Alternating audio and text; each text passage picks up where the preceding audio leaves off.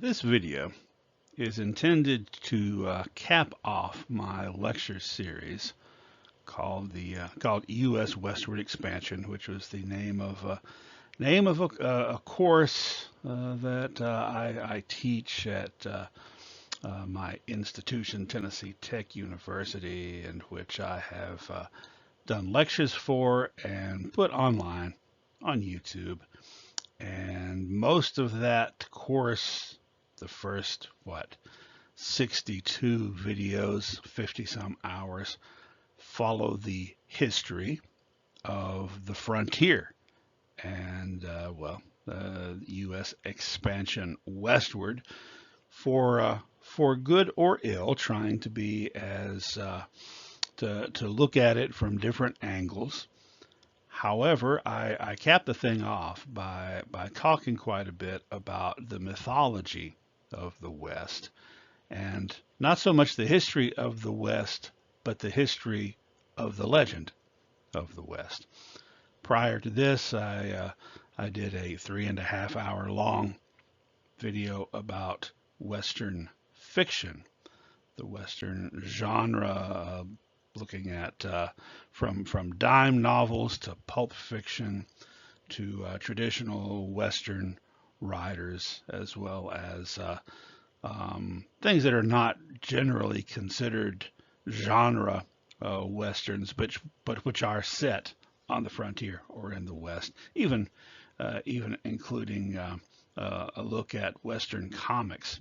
And now I'm going to look at Westerns on screen in the 20th and into the 21st century.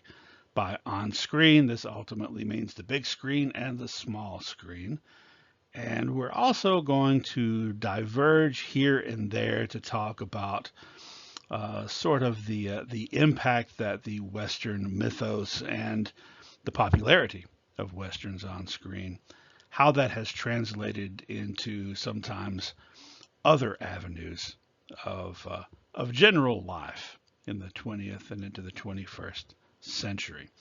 So we're going to start off not with the films per se, but at performances that came before the advent of film. So the previous video looked at literature, and I made mention of a couple of plays, for instance, in that one, but didn't focus on them because I was looking at things that were meant to be read on the page, not meant to be watched as a performance. So I'm going to sort of presage the screen part by talking about Western and frontier performance art a little bit. And I'm going to start with this play that was written and produced in 1766 by Robert Rogers, who was an English colonist who had, he's considered one of the first army rangers. He had a company of rangers that fought in the French and Indian War. And he wrote his memoirs, which I talked about last time in the one about literature, which is significant in that not only is he one of the earliest of real life colonial figures that were associated with the frontier and who were heroized, but his portrayal of indigenous people, although, still prone to the stereotypes of his day, was a lot more positive than you usually saw at the time period.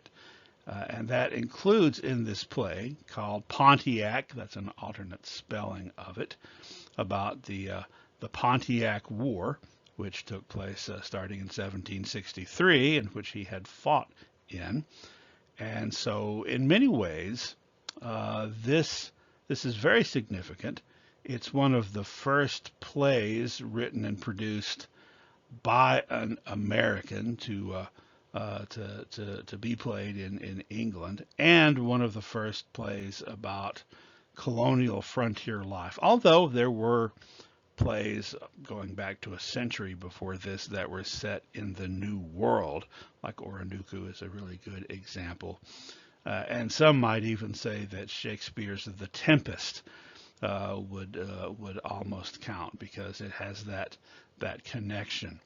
But this is the one that really starts off so far as the frontier genre in performances. And after this, there were many more in the ensuing decades. In 1829, for instance, Metamora, or The Last of the Wampanoags, starring Edwin Forrest, who was one of the most famous American actors of that time. This one was revived frequently in the 19th century. And just a year later saw the debut of The Lion of the West, which was sort of a kind of a satire in a way. It focused on a character called Colonel Nimrod Wildfire, who was larger than life and clearly, obviously to everybody, was based on Davy Crockett, who had already gained a degree of celebrity by that time.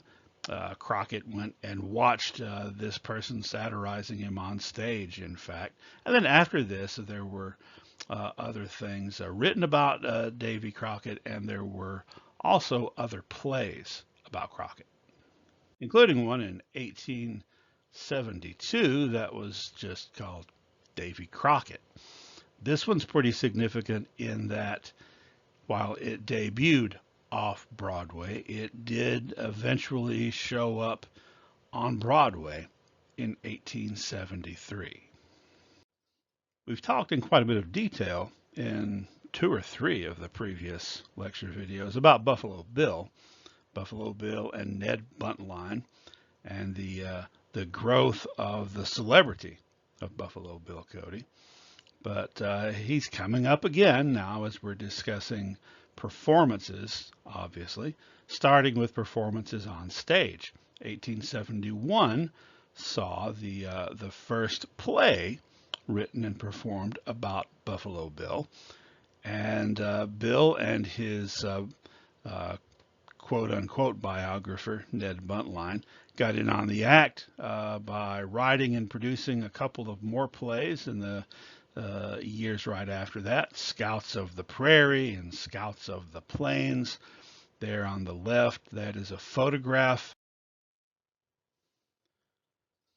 We've talked in quite a bit of detail in 2 or 3 of the previous lecture videos about Buffalo Bill and Ned Buntline, and the growth of the celebrity of Buffalo Bill Cody.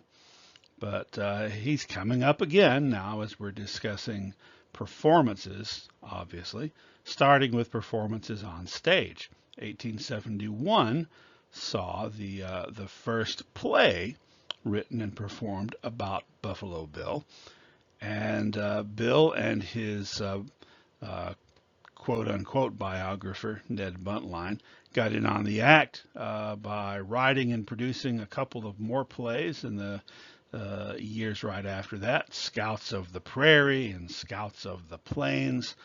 There on the left, that is a photograph of the main attraction of the play, Scouts of the Plains, Buffalo Bill, who's on the right, Texas Jack Omohundro in the center standing, and to the left of the stars, the star attractions of that latter play. Buffalo Bill on the right, Texas Jack Omohundro standing in the center, and on the left, Wild Bill Hickok, who was only along for a single performance before he sort of got freaked out by the bright lights and shot them out.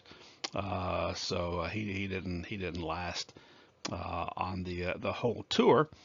Then the following year, 1874, Cody started the Buffalo Bill Combination, which was also a stage production, but one that played around the country, actually for the better part of a decade, until finally, in the mid-1880s, he established what we now know as Buffalo Bill's Traveling Wild West Show and Congress of Rough Riders of the World, which was sort of a big top attraction, kind of like a circus thing that had live performances by trick shots like Annie Oakley and reenactments, not necessarily historically accurate reenactments of things like Custer's Last Stand and attacks on stagecoaches that included Native American actors who had been hired by Cody, including Sitting Bull himself. Now, this was extraordinarily popular all over the eastern United States, and of course, they even toured famously in Europe and inspired many imitators. A lot of imitators. There were a lot of Wild West shows in the starting in the late 1880s for about the next 20 to 25 years or so. It would take too long to list them all, but here are just a couple of the more prominent competitors to Buffalo Bill. Pawnee Bill. In fact, Pawnee Bill and Buffalo Bill, I think in 1908, combined forces for a show called The Two Bills, which didn't do that well. And then there's also Texas Jack Jr., which is not Texas Jack Omohundro, but rather an individual who was, as a child, captured by Native Americans and was liberated by Texas Jack, so he took his name. And so Texas Jack's Wild West show is not the same Texas Jack that had been on stage with Buffalo Bill. And as we've mentioned earlier, there were other lesser known Wild West shows that featured living historical figures from the Old West period, such as in the early 1900s when Cole Younger and Frank James went on tour, or in the 1880s when Bob Ford, the murderer of Jesse James, he and his brother were going on tour reenacting on stage said killing. That one didn't last very long at all, and neither did Bob Ford. It was only about a decade after the advent of Buffalo Bill's Wild West show that the beginning of the history of the West on film started. In 1894, Thomas Alva Edison, who had invented a motion picture camera, made use of that camera when Buffalo Bill's Wild West show visited New York City. So you can't really see very well. It's a little blurry, the image in the upper right, but that is live footage of the Buffalo Bill's Wild West parade in New York City. Encircled there, you can see it a lot better in motion. You can find all these films here on YouTube. But that is Buffalo Bill himself, captured on camera at the height of his glory in 1894. Bottom right, a performance by Annie Oakley, the famous sharpshooter. And on the lower left, a group of Lakotas who had been hired to travel with the Wild West show, doing a reenactment of the ghost dance. So this has proven extraordinarily helpful for historians to be able to actually see, only 4 years after the events at Wounded Knee, to get a look at what the ghost dance looked like. 5 years later saw the first fictional portrayal of the Wild West, although one could argue that Buffalo Bill's performances were fictional. But the first fictional storyline, Kidnapping by Indians. This is about a 7-minute long video, film, and again you can see it on YouTube. That tells very briefly the story of indigenous attack and attempting to kidnap some young ladies. This was actually produced by an Englishman. 7 minutes long, which was about par for the course at the turn of the century. Most film productions were not very long at that time. This, I think, can rightly be considered the first Western film, but the first Western storyline and what most people associate with the beginning of the Western genre on film came 4 years later in 1903. It was called The Great Train Robbery, and it was also pretty short, but it was about twice as long as the kidnapping by Indians. And it wasn't just one random scene without any context like this one had been. It tells a story from beginning to end of a group of outlaws robbing a train, being pursued, and being brought to justice. Famously, there's this image right here of one of the bad guys firing or pointing his gun right into the camera, which was very dramatic in 1903. And this first Western story on film was produced and directed by this guy, Edwin S. Porter, who had actually worked for Edison. Now, in ensuing years, the the movie industry, moving pictures, slowly took off, and there were more and more productions. Most of them, on the average, maybe 10 minutes long, sometimes 15, maybe even 16 or 17 minutes long, that were shown in parlors around the country, and it gradually became an industry in and of itself. Although not initially in Hollywood, New Jersey and Chicago were really big movie making centers before Los Angeles sort of started to claim that mantle. Los Angeles and the neighborhood that would become known as Hollywood, they got started about 10 years after the Great Train Robbery in the film business.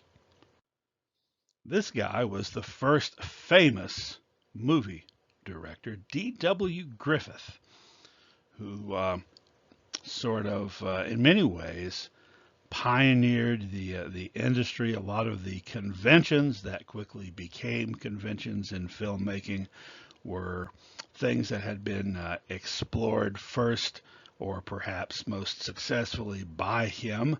He's most famous for his film The Birth of a Nation, which came out in 1915 and was a filmed adaptation of the Thomas Dixon novel The Klansman that celebrated the Ku Klux Klan. And in fact, because of the popularity of this film, it helped bring about a resurrection of the Ku Klux Klan, kind of a second golden age for them that would last into the 1920s. But the film itself, if you look past the horrible stereotypes and the racism, which is hard to do if you've ever tried to watch it, this was a full-length feature film that had scenes with huge numbers of extras doing battle scenes and various different approaches to camera work and so forth that were revolutionary. Griffith did several films that could be classified as westerns, including the Battle of Elder Bush Gulch, which was around the same time as The Birth of a Nation. By the way, he was a little sensitive about accusations of his movie promoting the Ku Klux Klan and racism. And so, in a way, as a response to that, several years later, he did a film called Intolerance, which featured people behaving intolerantly down through the ages. Nonetheless, his name is on the marquee there, but he's also, like I said, he was the first really big pioneer of the film industry, if you don't count, Edison for inventing the camera. Gilbert M. Anderson was the first actor that could be considered a Western star. In fact, he was one of the gang of bad guys in the Great Train Robbery. And in subsequent years, he started appearing in other, well, I wouldn't say full length. If you consider 10 to 15 minutes full length, little Western vignettes being billed as Bronco Billy. And he did several of these and he became famous. Now, he was eclipsed before very long by a couple of other performers. These included Tom Mix, big cowboy star of the 19 teens, 1920s. First big cowboy star to have a wonder horse.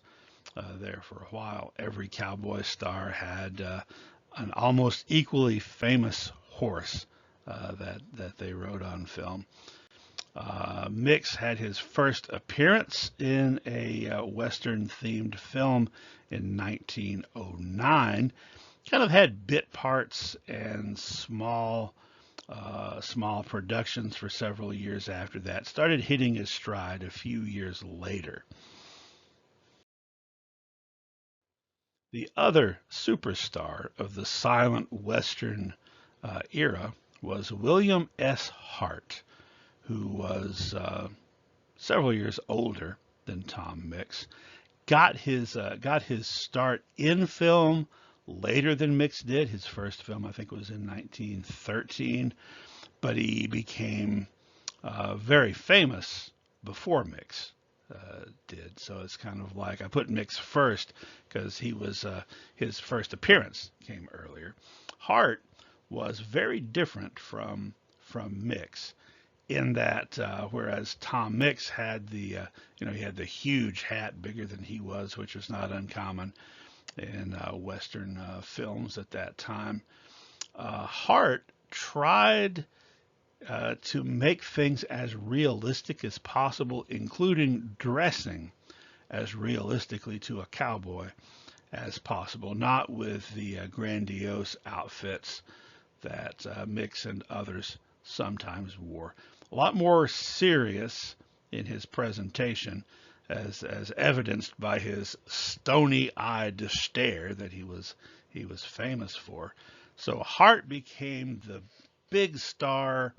Then Mix kind of edged ahead of him for a while in the 1920s, but taken together, the two of them, they were the two big cowboy superstars of the era. Now there were a lot of other people who appeared in Western films, cowboy films in the 19 teens and 1920s, Bronco Billy among them, but no one reached the heights, no one scaled the heights reached by Mix and Hart. Now bear in mind, as these films are starting to be produced, Butch Cassidy and the Sundance Kid were still alive in Bolivia. People like Henry Starr and Al Jennings still robbing banks. So there was a very close connection to the West of fact and the West of fantasy or fancy. In fact, during this time period, from 1903 with the Great Train Robbery, for about the next 15 years or so, these Western films were not historical films. They weren't set in the distant past necessarily, but the very, very recent past or even the present. And this is kind of reinforced by the fact that by the 1920s, the early 1920s, Wyatt Earp was hanging around these Western film sets as an advisor and actually became good friends with both Tom Mix and William S. Hart, as represented in this painting that was probably done about 100 years after the fact. But here in this painting, Wyatt Earp is regaling people with his stories of the authentic West, and there's Tom Mix and William S. Hart looking on. The two of them, in fact, were pallbearers at Wyatt Earp's funeral. More than 60 years later, there would be a Hollywood film about the friendship between Tom Mix and Wyatt Earp. In 1988, the film Sunset, which starred Bruce Willis as Tom Mix and James Garner as Wyatt Earp, which was an interesting choice because about 20 years before this, James Garner had played Wyatt Earp in the film Hour of the Gun, which was about the gunfight at the OK Corral.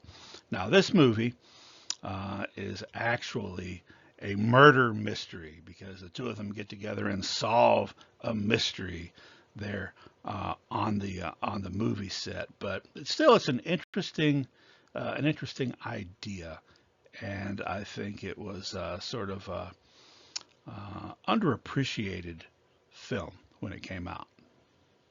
Well, now let's take a look at a couple of brothers who were getting involved in the young film industry in the 19 teens.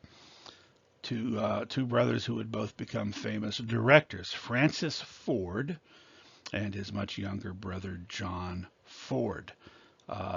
Irish American, both born in the U.S., but they actually had changed their name from Feeney. So Ford was a successful director in the 19 teens, and his younger brother, as you can see, 13 years younger, kind of came along as an apprentice to him. I believe the photo of Francis Ford is from 1917. The one from John Ford is from 1915. It's going to be several years before John Ford starts directing his own films, but he is going to really take off once he does. His star is going to rise as his older brother's is setting, and actually Francis Ford later in life is going to frequently appear as a grizzled old frontiersman or miner or whatever in some of John Ford's films and those by other people. Now, flash forward about a decade to the time when John Ford has started making his own films and has developed a friendship with Tom Mix. Well, they also were friends with the coach of the football team for USC, the University of Southern California, and as a result, they were able to get tickets to the games, and kind of in return for that favor, they would use some of the coach's players in bit parts in their movies, or sometimes, as stage hands and so forth. And in 1926, one of those young USC football players, guy named Marion Morrison, got himself into a little bit of trouble in that he had an injury that ended his college football career and therefore ended his scholarship. It was not an on-the-field injury. It was a body surfing injury. And so, to kind of help him out, now that he has nothing else to do, really, they hired young Marion Morrison to be a prop handler initially on some of their films. And within a short time, he was appearing as an extra. And in just 4 years' time, he was going to be starring in a film directed by Raoul Walsh, who we'll be talking more about. For that film, it was decided that Marion Morrison is maybe not the most striking name for a cowboy star. So director Raoul Walsh had been reading a biography of the Revolutionary War General Mad Anthony Wayne. And so he recommended, hey, let's call him Anthony Wayne. And the studio executive said, "That Anthony, that sounds too Italian. Nobody likes Italians." And so Raoul Walsh said, "Well, how about we just call him John, John Wayne?" And so that name was given to him. He was not even present for the discussion when it was decided. Now, when he was first working on sets before he got his big break, he was often around when Wyatt Earp was there telling his stories. And he would even say later that he modeled his own famous walk, the John Wayne walk, after the way that Wyatt Earp walked. So with that in mind, let's take another look at this painting we looked at earlier. We identified Tom Mix and William S. Hart in that painting. That's probably supposed to be John Ford sitting there in the director's chair. And that's probably young Marion Morrison in the background listening in. So when you think about that, it really is fascinating that John Wayne, who would become sort of the ultimate Western film cowboy, had actually interacted with Wyatt Earp when he was a young man. And to kind of reinforce that theme of this time period being the time period when the authentic West, the actual quote unquote Wild West and figures associated with it, were starting to blend in with the new industry of mythologizing that West on film. We'll take a look at this image from one of those earlier, shorter Western films, The Bank Robbery from 1908. It features Quanah Parker in a couple of scenes, and Bill Tillman and Heck Thomas, two of the three famous three guardsmen of Oklahoma, and the Western outlaw and bank robber Al Jennings playing a bank robber. So that's an interesting little crossing over. If you'll recall us mentioning Raoul Walsh, let's take a look at some other instances where these types of crossovers occurred, including 1914, when it was decided to make a film about the life of General Pancho Villa, who at that very time was involved in the Mexican Revolution. Film was produced by D.W. Griffith, and it featured Pancho Villa himself in sort of an epilogue framing scene set in the future, but it featured a young actor named Raoul Walsh as the young Pancho Villa. And of course, Raoul Walsh would later become a director, a famous Western director in his own right. Tillman had not just appeared in that one film, but he actually raised money and produced his own films about his own adventures, including this one, Passing of the Oklahoma Outlaws. For this one, he brought in that third guardsman, Chris Madsen, as well as another of those former deputy U.S. Marshals from that time period of the 1890s, Bud Ledbetter, and they portrayed themselves in this film about the pursuit of the Wild Bunch, or the Doolin-Dalton gang. There's Tillman, far right, playing himself. Interestingly, they also got Arkansas Tom Jones, who was a member of the Wild Bunch, who got captured at the Battle of Ingalls to play himself in the scene about the Battle of Ingalls. If you saw that video and you remember Arkansas Tom, he's the one that Jim Masterson, Bat Masterson's brother, threw a stick of dynamite into the building where he was holed up and stunned him, and he got captured, which was a lucky thing for him because then he didn't wind up getting killed like virtually the entire rest of the gang. So now he's out of prison, playing himself now in this film.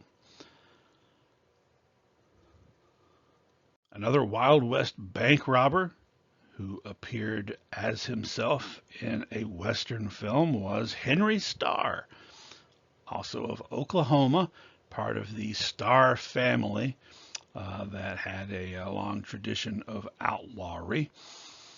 He had actually been captured yet again robbing a bank in 1915, gone to prison for 4 years for that one, and he was just out of prison when he played himself in this film production about his own life and how he had learned his lesson and turned over a new leaf. 2 years after this, he was shot while robbing another bank.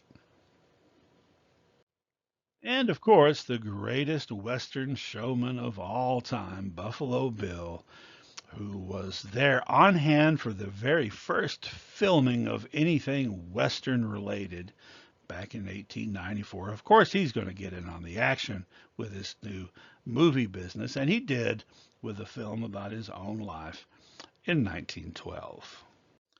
Getting back to the totally fictional Western genre, here is another Hollywood legend who got his start in the silent era and, in fact, with a Western film. Cecil B. DeMille, who would be one of the most famous film directors ever, who would be active for decades to come after this, directed his first feature in 1914, The Squaw Man, which would be re-recorded several, or not re-recorded, but remade several times, most of them by DeMille in the ensuing years. Now, here's a couple of other Westerns from the silent era that are worth looking a little more closely at. The Covered Wagon from 1923, which is significant in that A, it's a pretty good silent film, but B, it was the first epic film made with a Western setting, in that there were 1,500 people in the cast. Most of them, the vast majority of them, large numbers of extras that were brought in for various scenes. The Iron Horse, another epic that was produced essentially to compete with The Covered Wagon from Paramount. Most significant, though, because it was the first feature film directed by John Ford. Another film from the time period worth mentioning is this 1926 film, The Winning of Barbara Worth, which is a Western set romance, basically. Significant because of one particular member of the cast who actually had third billing. A young cowboy, working cowboy named Frank Cooper, who had come to Hollywood to work with horses and to do stunts and stuff like that, but that started appearing in small roles as an actor, and in this film got to play the rival to the romantic rival of the film's lead, Ronald Colman, the other person trying to win Barbara Worth. And for this one, his name was changed by the producers, because they had a habit of doing that, from Frank Cooper to Gary Cooper, because the producer was from Indiana, which is interesting. I mean, Frank Cooper is a great name for a cowboy actor, but that's not how we remember him. We remember him as Gary Cooper, and it was this film that got him the attention of the public and critics, because he kind of stole the show. Very charismatic in this silent Western. And finally, here are some other big name Western stars from the silent era that I didn't want to go unaddressed. Harry Carey, by the way, usually known as Harry Carey Sr., because his son, Harry Carey Jr., would go on to be in a whole lot of John Ford Westerns and various other films, although usually in a supporting role in his case. Let's talk briefly about the portrayal of Native American characters in these silent westerns. In some ways, it's it's almost well, it's tragically ironic that Native American actors were more likely to be playing lead roles as Native Americans in the silent era than would be true in later decades. It's also true that the portrayals of indigenous people, while frequently mired in stereotypes and while frequently very negative, being portrayed as cruel, evil, villainous savages, were also sometimes portrayed in very positive lights, more so than they would be in the 1930s and 40s. Here are just some of the Native Americans who made an impact as actors during the silent film period. There's a lot more, but these in particular were very noteworthy. James Youngdeer, by the way, who was married to Lillian St. Cyr or Red Wing, was also a producer and director. The problematic nature of the portrayal of indigenous characters, even when done so in what's intended to be a positive light, is demonstrated with the 1925 film The Vanishing American, based on the novel of the same name by Zane Grey. Now, Zane Grey's novel actually got him a lot of pushback and a lot of flack because in the novel, he really emphasized the mistreatment of indigenous people by the U.S. government and by the people of the United States. And so for the film, it was stressed that that's going to be watered down.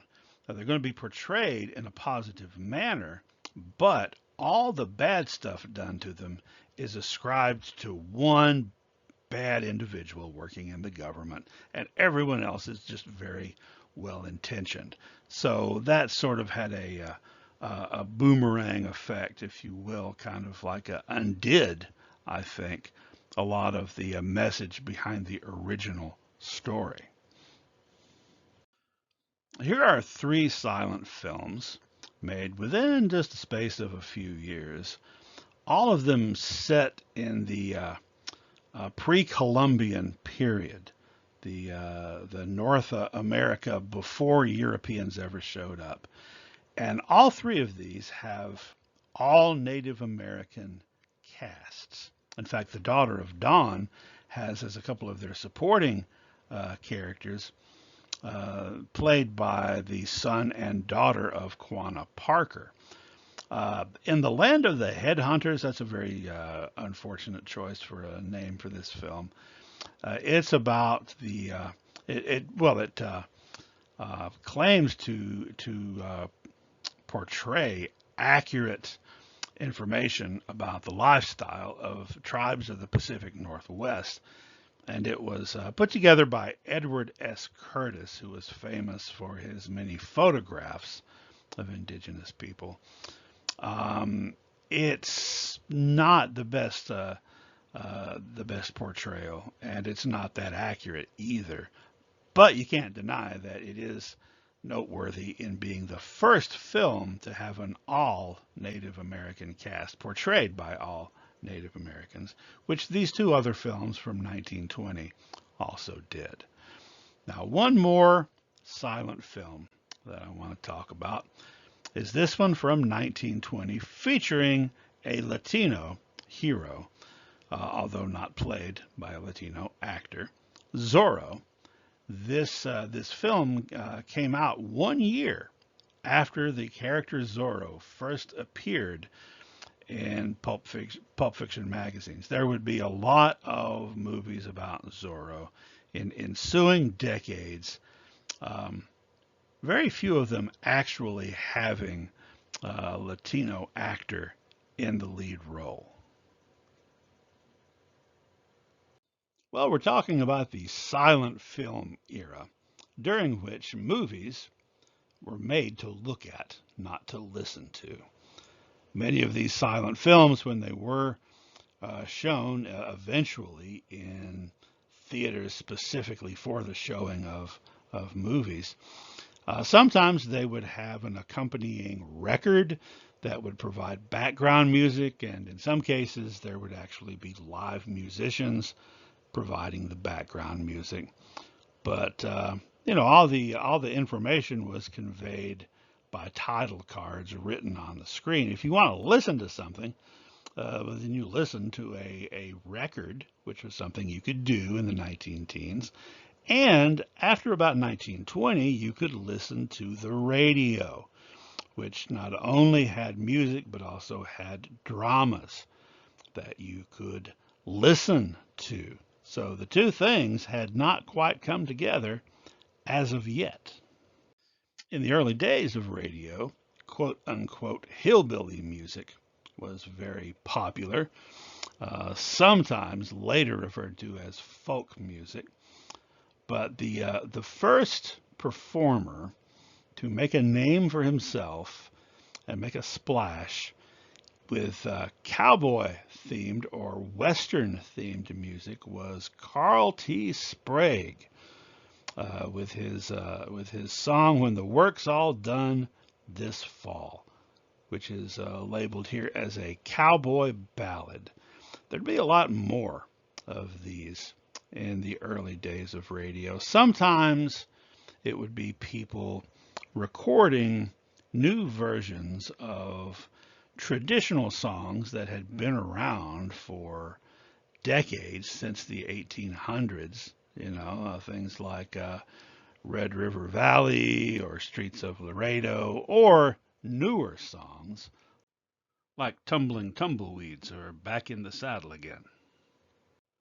Within a short time, you had performers, radio performers, that were using their cowboy or western identity as part of their marketing. You had Montana Slim and you had Tex Owens, and they were playing cowboy ballads, and these sort of, in a lot of ways, got kind of lumped together with some of those more southern-oriented songs, so that later this whole genre would come to be known as country western. So that's where the western part comes in. Most of the time now it's just called country music, but for a long time it was referred to as country and western. Well, it was around this time, 1927, that for the first time, recording sound and syncing it up with the images on film and playing them both together happened for the first time. The advent of talkies, talking films. The very first one came out in 1927. It was called The Jazz Singer. After that, there continued to be silent films made, but very slowly they kind of got phased out because, the most audiences would rather go someplace where they could hear the voices of the people performing rather than just watch them on screen.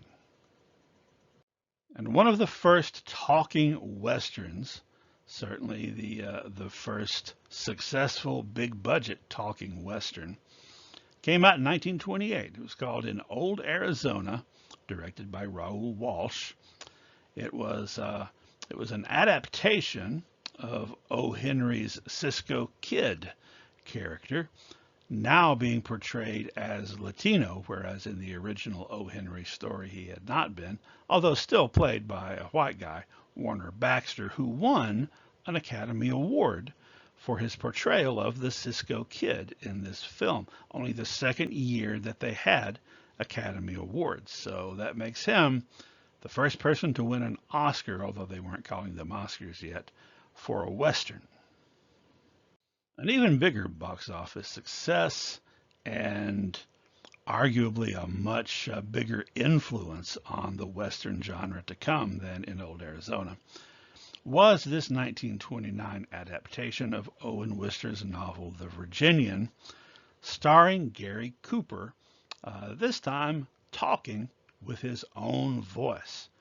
It was in this film that Gary Cooper delivered that iconic line, "When you call me that, smile." A couple of years later, another talking Western made a huge splash, Cimarron, based on the novel by Edna Ferber and starring Richard Dix and Irene Dunne. At the 4th Annual Academy Awards, Cimarron won Best Picture, Best Adapted Screenplay, and Best Art Direction. It was the first Western to win the Best Picture Academy Award. This is only the 4th year that they had them. And it would be the last Western to win Best Picture until 1990. Well, for about 5 years at that point, there had been singing cowboys on the radio. And now, for a couple of years, there have been talking cowboys on the movie screen. It was about time to bring those two things together and have singing cowboys. And these two guys were the first ones, Ken Maynard and Bob Steele, both appearing on film as singing cowboys for the first time in 1930. This is going to become a very popular trope for about 20, maybe 25 years, actually. These Western films that usually were not real super serious in their portrayals, not real super sobering, very lighthearted adventure stories featuring heroes, usually in white hats so the kids can tell who the good guys are, breaking into song just spontaneously sometimes, which, if you watch any old movies, that happened a lot. Even in comedies and dramas, for some reason, somebody had to start singing at some point. But this became a subgenre in and of itself, the singing cowboy. And of course, this is how the genre of music that was known in the 1920s as hillbilly music became known as country and western. Here are our pals Raoul Walsh and Marion Morrison making a talking picture, filmed for the most part outdoors in the wide open spaces, making it at the time, as it was promoted, the most important picture ever produced. Unfortunately, it was not the most lucrative picture ever produced. It did not do that well, but it was the debut of not Marion Morrison, but John Wayne. It was for this film that Raoul Walsh and the studio executives changed his name to John Wayne. Like I said, didn't do that great. So his first big break didn't break his way, and he was relegated for the next several years to making what were called B-movie westerns. B-movie is a film that is not the main attraction. There'd be a double feature, and you'd have the A movie, which would be a big budget film that starred actors that everyone had heard of. And then there would be a follow-up film that was much more cheaply made. And so he wound up in a lot of those. And he even suffered the indignity from his perspective of being turned into a singing cowboy. Yes, John Wayne became Singing Sandy Saunders. That also did not work out very well, in large part because John Wayne could not sing. Couldn't carry a tune in a bucket, as they say, and he had to be dubbed over when singing. Actually, by the son of the film's director. Also, he hated it. He thought it was silly. He thought it was very unrealistic. He only appeared in a small number of these things, only did it for about a year or so. Until then, he just went to being the non-singing B-movie cowboy star for a few years. In 1934, singing cowboy Ken Maynard made the film in Old Santa Fe, and for this one, a guest star was brought in, a guy named Gene Autry, who had already been making a name for himself as a singing cowboy on the radio. But this was his first movie appearance, along with his sidekick, Smiley Burnett, who was usually there for comedy relief and to play the accordion. Gene Autry was originally from Texas, and he had grown up in Oklahoma, and for some years had had a job as a telegraph operator, which was a boring job that he sort of whiled the hours away by bringing his guitar to work and playing and singing while he was sitting there waiting to send telegrams. And the story goes, a very famous Oklahoma customer came in one time, Will Rogers, the humorist, Cherokee humorist, who told Gene Autry, you should quit being a telegraph operator, and you should be in show business. Not sure if that story is 100% true or not, but it certainly sounds like it ought to be true if it isn't. By the way, I hope you noticed that some of these things featured sidekicks, such as this guy, George Gabby Hayes. He's going to be a sidekick to Gene Autry, sidekick to John Wayne and some of those B-westerns, later sidekick to Roy Rogers, everybody's sidekick. His persona was this grizzled old guy, consarnate, rootin' tootin' old fella. Actually, that's not really how he looked and presented himself in real life. Here's a couple of scenes from the same year of him in films, playing a villain on the right, looking a little bit more urbane, and hanging out with John Wayne as his Gabby Hayes sidekick there on the left. He's going to be the most famous singing cowboy or just B-movie cowboy sidekick for the next 20 years or so. In fact, when I was a kid growing up in the 70s, my uncle, who was born in 1945, told stories about the time back in the mid-50s when Gabby Hayes came to Sparta, Tennessee, and appeared at Oldham's Theater, also made a guest appearance at Gooch's Drugstore across the street. And since then, I've talked to other older people who remember that. It was the big event of the 50s in my little hometown. Well, Gene Autry quickly became the king of the singing cowboys, supplanting Ken Maynard or anybody else. He would also be the king of the Christmas classics, recording and in many cases writing songs like Rudolph the Red-Nosed Reindeer, Frosty the Snowman, Here Comes Santa Claus, and others. But if he is the undisputed king, he was very shortly about to get a contender to the throne. This guy, Roy Rogers, born Leonard Sly, who by about 1937-38 was also appearing in these westerns as a singing cowboy. And as you can see, he's even got Gabby Hayes there to lend him some authenticity.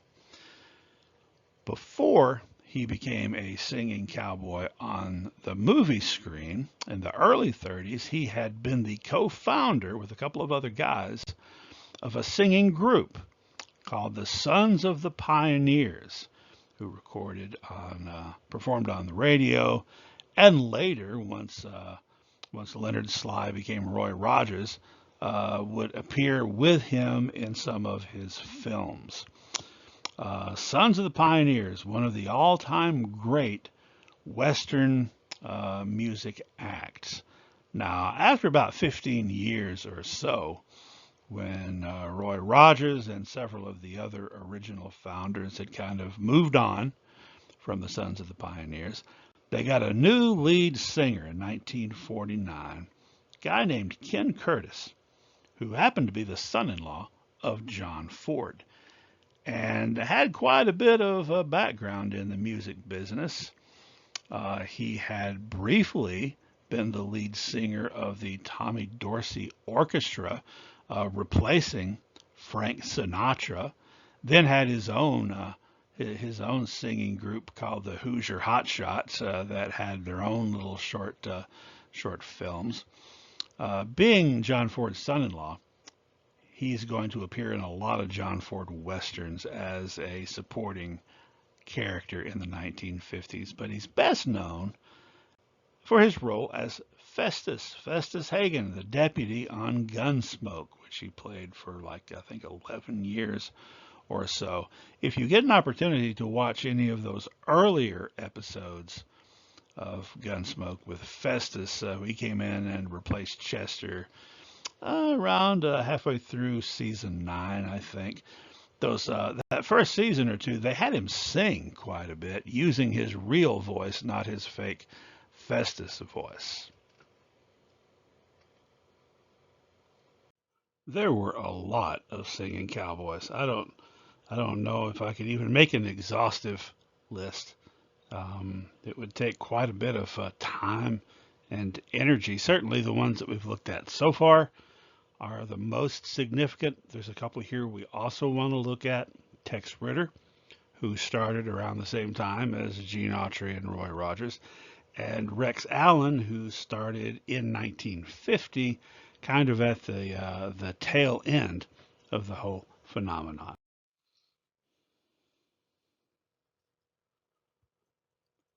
There were a lot of singing cowboys. I don't know if I could even make an exhaustive list. It would take quite a bit of time and energy. Certainly the ones that we've looked at so far are the most significant. There's a couple here we also want to look at. Tex Ritter, who started around the same time as Gene Autry and Roy Rogers, and Rex Allen, who started in 1950, kind of at the tail end of the whole phenomenon. Now, Tex Ritter wound up having some really big hits in the 1950s by singing the theme songs to various very popular and successful Western movies and even a TV show, Rawhide, his famous rendition of the theme to Rawhide. He also covered the High Noon theme song, Do Not Forsake Me, Oh My Darling. No.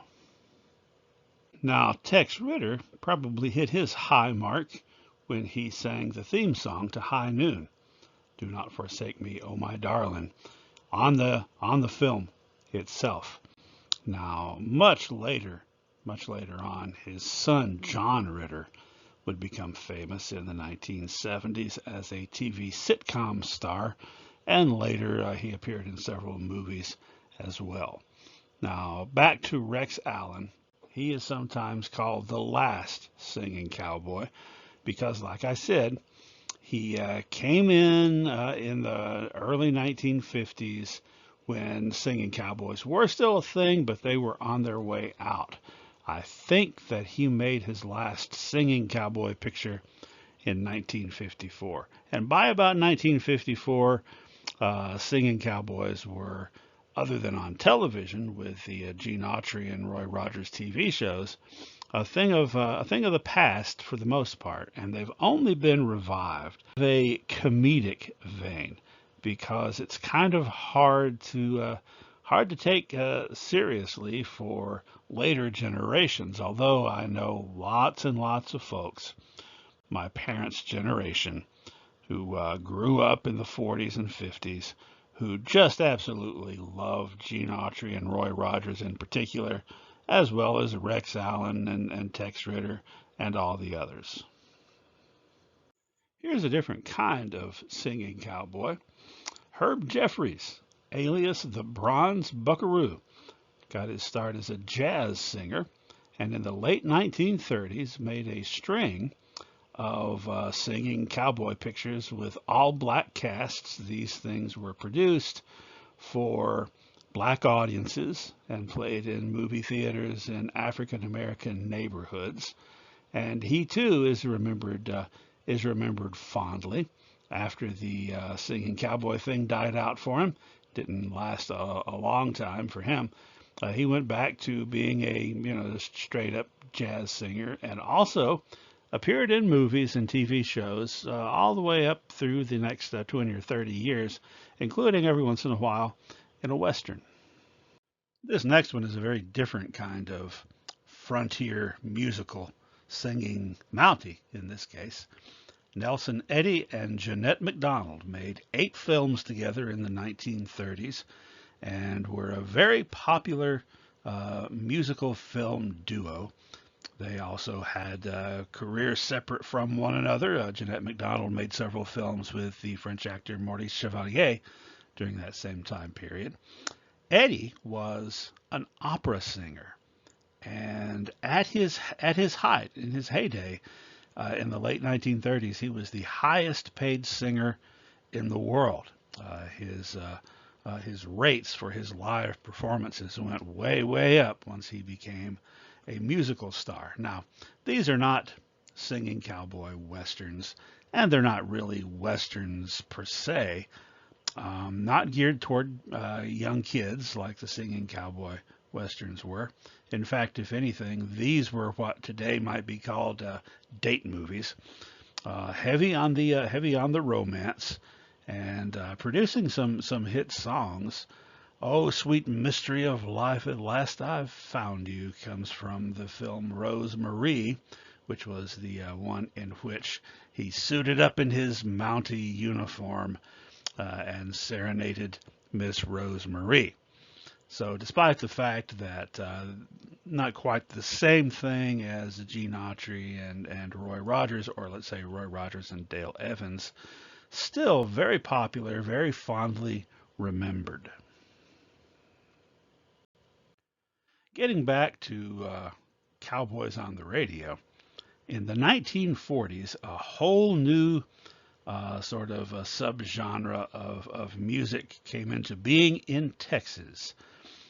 Western swing, which was a emerging of big band jazz music with a Western or country and Western sensibility. And the most famous and successful of these orchestras was Bob Wills and his Texas Playboys. Most popular song in the 1940s from Bob Wills, San Antonio Rose. As Waylon Jennings would say in the 1970s, it don't matter who's in Austin, Bob Wills is still the king. By the way, someone else who had a Western swing orchestra in the 1940s, kind of following along on the bandwagon, no pun intended, was a guy named Bill Haley, who would later drop the Western swing business for something that seemed ripe for a new act to bring it to a broad, wider audience, rock and roll, rocking around the clock, as it were. So anyhow, Bob Wills, still the king. Also, post-World War II, and particularly in the 1950s, these next two Western singers were extraordinarily popular, both of them well known for not just singing about the West, but telling stories in their songs. Frankie Lane was one, whose real name was Francesco Paolo Lavecchio, an Italian-American jazz singer from Chicago, who wound up singing theme songs in a lot of movies, including Western movies. Had a huge hit with covering Tex Ritter's original version of the High Noon song, Do Not Forsake Me, Oh My Darling. Had a much bigger hit with it than Tex Ritter did. And also a television theme song, Rawhide, the theme to Rawhide, Frankie Lane's classic rendition of that, as well as several of the films that we're going to be talking about later. When I was a kid in the 1970s, in the mid 70s, when I was little, I'd be playing with my Cowboys and Indians or my Johnny West action figures. My uncle, the same one who had been so excited about Gabby Hayes, had this very album. And I used to put this on for background music when I was spinning my Western adventures with my toys. The next person on the list who came into prominence in the 1950s, Marty Robbins, who would spend several decades singing cowboy songs. And like I said, often telling stories like the one about how deep in the West Texas town of El Paso he fell in love with a Mexican girl, and many others. As I mentioned, radio, which became a thing that people could listen to in their own homes in the early 1920s, was not only a place that you could listen to music, but also where you could listen to dramatic serials, dramatic stories being told to you or acted out audibly. And some of those were westerns. And in 1933, at the radio station WXYZ in Detroit, a new Western character was introduced to the radio waves at the behest of the station manager, George W. Trendle. Cowboy stories were becoming popular on the radio, also popular on the radio at the time. The Shadow, that mysterious figure of darkness. And Trendle thought it would be a great idea to sort of have a crossover appeal between genres if you could have a character like the Shadow, but as a Western. And head writer Francis Stryker, came up with, well, he took it from there. So far as who has ultimate responsibility or who gets credit for the creation of the Lone Ranger, both of them claimed it. I guess you can come down on whichever side you think is the best, but Fran Stryker came up with the name, with the story, with the character, and so forth. The Lone Ranger, masked rider of the plains, who very quickly gained a Native American sidekick, Tonto. Didn't have him to start with. They saw a need for him to have a companion because he was always having to talk to his horse, because this is radio and the hero has to explain what he's doing. So he was, explaining it to his horse, and that just seemed kind of odd. So voila, you've got the Lone Ranger and Tonto, which immediately took off well beyond Detroit. By the way, the same radio station and the same guys introduced another character not long afterward, a masked hero for the modern era, and by modern we're talking about 1934-35, the Green Hornet, who had his Asian chauffeur Kato as his sidekick, pun intended. Kato was played in the 1960s by Bruce Lee, by the way, on television. Anyhow, the Green Hornet's real name was Britt Reed. The Lone Ranger's real name was John Reed. The character, who was again created by Fran Stryker, was the great nephew of the Lone Ranger. So he is actually the son of the Lone Ranger's little nephew that shows up in some of the Lone Ranger stories. So making that connection, something which in all the film incarnations of both characters has never really been addressed.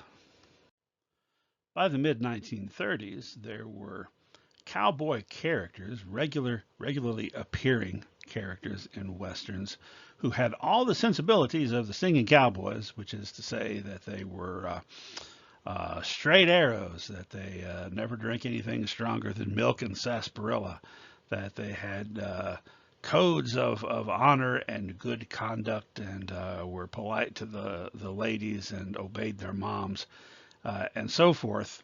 Things that were geared very much toward kids, the same way that the singing cowboys were, except without the singing. And these included Hopalong Cassidy, based on the Clarence Mulford character from the books, but very different on screen. And in addition to Hoppy, you also had Red Ryder appearing on screen with his young Native American sidekick, Little Beaver. He was played by Red Ryder by Wild Bill Elliott. Little Beaver was played by Bobby Blake, who was also a member of the Little Rascals and would grow up to be the star of Beretta on television. And of course, Red Ryder had his name. Now, Red Ryder was a comic strip originally, so it was just like Hopalong Cassidy, a previously existing character. But Red Ryder's name was attached to Daisy BB guns for many years. In fact, probably still are. There's probably kids getting Red Ryder BB guns that have no idea who Red Ryder was, and probably their parents don't either, who are buying them for them. But as you probably are aware, you got to be careful with that, kids. You could put an eye out. Western serials became a really big thing in the 1930s and would remain so until the mid 1950s. Now, they were not a new thing. Serials had come into existence at the very dawn of the film industry in the 1910s, but several very popular Western characters appeared in serials in the 1930s, including Gene Autry and Roy Rogers initially. Also, Buck Jones. You got Johnny Mac Brown.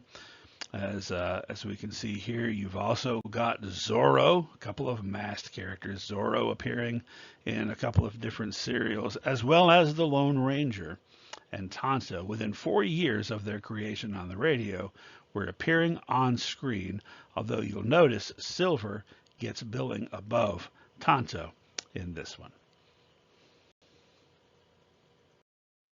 The Lone Ranger and Tonto, of course, more famously being portrayed by Clayton Moore and Jay Silverheels on the big screens in the movie theaters in the late 1940s, with a couple of movies as well as a long-running TV series that ran through most of the 1950s. Gene Autry and Roy Rogers, the Lone Ranger, Johnny Mac Brown, Rex Allen, Red Ryder, all these characters and all these stories geared mostly toward kids. Very simplistic stories, not a whole lot of characterization, not a lot of variation on a theme. Straight action adventure, usually with a strong dose of morality attached to it. Again, with the good guys in the white hats and the bad guys in the black hats. And this is something that had not necessarily been the case the first decade or two of the film industry in the silent movie era. About 20% of all films made were westerns in the silent film era, and most of them, the William S. Hart ones especially, were not any more or less juvenile than the average action movies in any other genre. But by the late 1930s, as a result of this gearing of things toward the kids, and particularly toward the Saturday matinees at the movie theaters, the whole Western genre had begun to be associated as something childish, something that is just for the kids, and is something kind of campy and something kind of silly. By the way, all these toys here are from the 1930s. And I just wonder if maybe that is the time period in which Westerns sort of lost their original luster and came to be regarded as second class or third class cinema entertainment. Well, things were about to change. And by the way, despite that public perception that cowboy stories are for little kids, even during the 1930s, there were plenty of examples of Western films that were meant to be more taken a little more seriously, that were meant for adult audiences. Gary Cooper and Jean Arthur in The Plainsman, 1936. All these actually from 1936. A remake of the silent film Three Godfathers, which would be remade again about a decade later. Randolph Scott as Hawkeye in Last of the Mohicans. But these, despite the fact that they existed, despite the fact that, they did fairly well, did nothing to change the stereotype that had developed about cowboy stories. No, the big change was going to come all at once, kind of when the floodgates were opened, and several films, several very, very influential and popular films came out in 1939, which is already a banner year for Hollywood. I mean, this is around the time that The Wizard of Oz and Gone with the Wind came out, among many other things. But these 5 Western films would lead to this new subgenre of Westerns that were referred to as adult Westerns, which does not mean the same thing it does when we're talking about Western fiction, in which case the adult Western is something that's kind of, got naughty parts in it. No, it just means Westerns that are a little bit more sophisticated in the plot and characterization and not geared strictly toward the little kids. Let's take them from left to right, starting with Dodge City, starring Errol Flynn, one of the most dashing leading men in Hollywood at the time, just 1 year after his performance that many probably would still consider to be the definitive Robin Hood. So this is not the sort of actor that is usually in kiddie fare, and I would argue that in 1939, any film that was aimed primarily at kids probably would not say west of Dodge City there was no God. By the way, Flynn would appear in several more westerns: Virginia City, Santa Fe Trail, They Died with Their Boots On, and audiences would buy him as a cowboy, despite his dashing charm and his Australian accent. All right, well, moving to the right, we have got Jesse James, starring Tyrone Power as Jesse James and Henry Fonda as his brother Frank. Also featuring Randolph Scott, John Carradine as Bob Ford. This was a huge hit, like most of these films were. I'm not sure about Union Pacific. I know the others were. Probably it was as well. Tyrone Power, like Errol Flynn, not an actor that normally is considered a Western actor. However, both of them did several Westerns after these two. In fact, the following year, 1940, Tyrone Power would appear as Zorro, 20 years after the first screen appearance of Zorro, and still no Latino actor playing the role, at least not yet.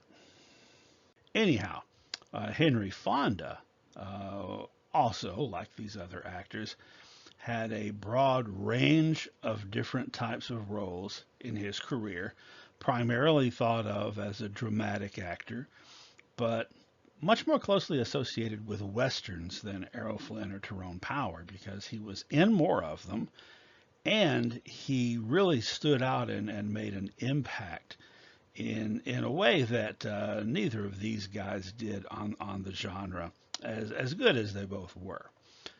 Randolph Scott, on the other hand, who played the intrepid lawman trying to catch the James brothers, he was known primarily as a Western star, despite the fact he did some other things. In fact, he's going to loom very large in the genre.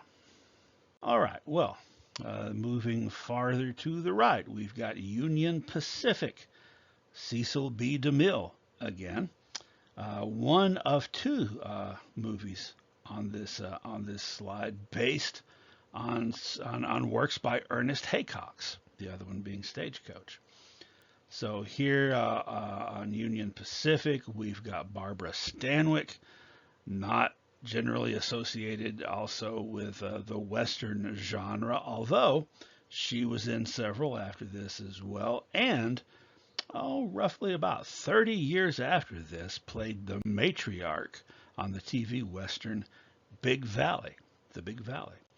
Joel McCrea would be one of the most familiar faces in Westerns over the next 25 years or so. He was in a whole lot of them, and he just had that sort of everyman sort of look and not just a physical appearance, but presence to him that made him a good fit for a lot of the cowboy roles that he would play.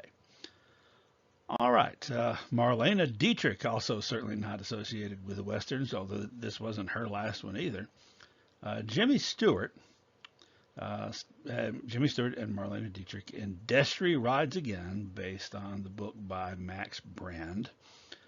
James Stewart would, much like Henry Fonda, who was one of his best friends, by the way, in real life. In fact, they were roommates for a while when they both first got to Hollywood and were lifelong friends, despite the fact that they were political opposites. They were both very political.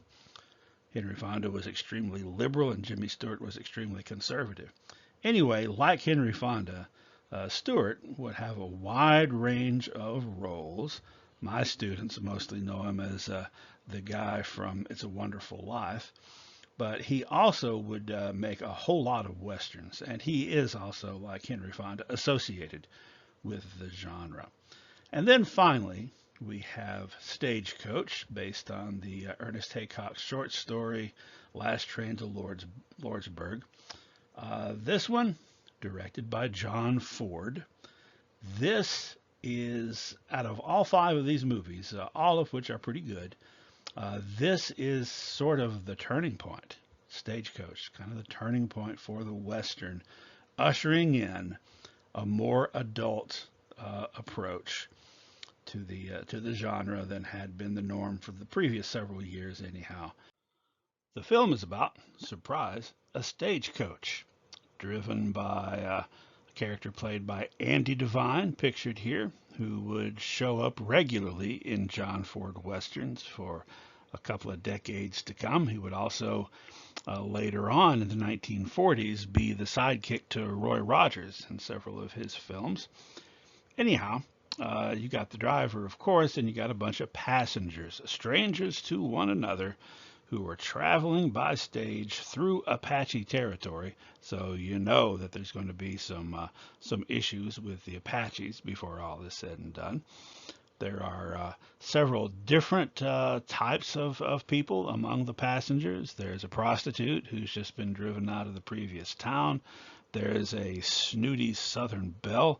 There's also a Southern gentleman who is somewhat chivalrous, played by John Carradine, who that same year was in the film Jesse James as Dirty Bob Ford, the assassin of Jesse James.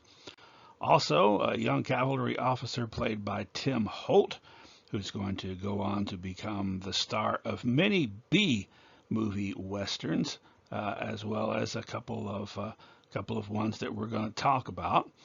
And this guy, Yakima Canutt, possibly the greatest stuntman of all time, who was on hand as a bit player, but mostly is known for the many stunts that he did in this and many other movies, including the old stunt of, jumping from horse to horse on the stagecoach.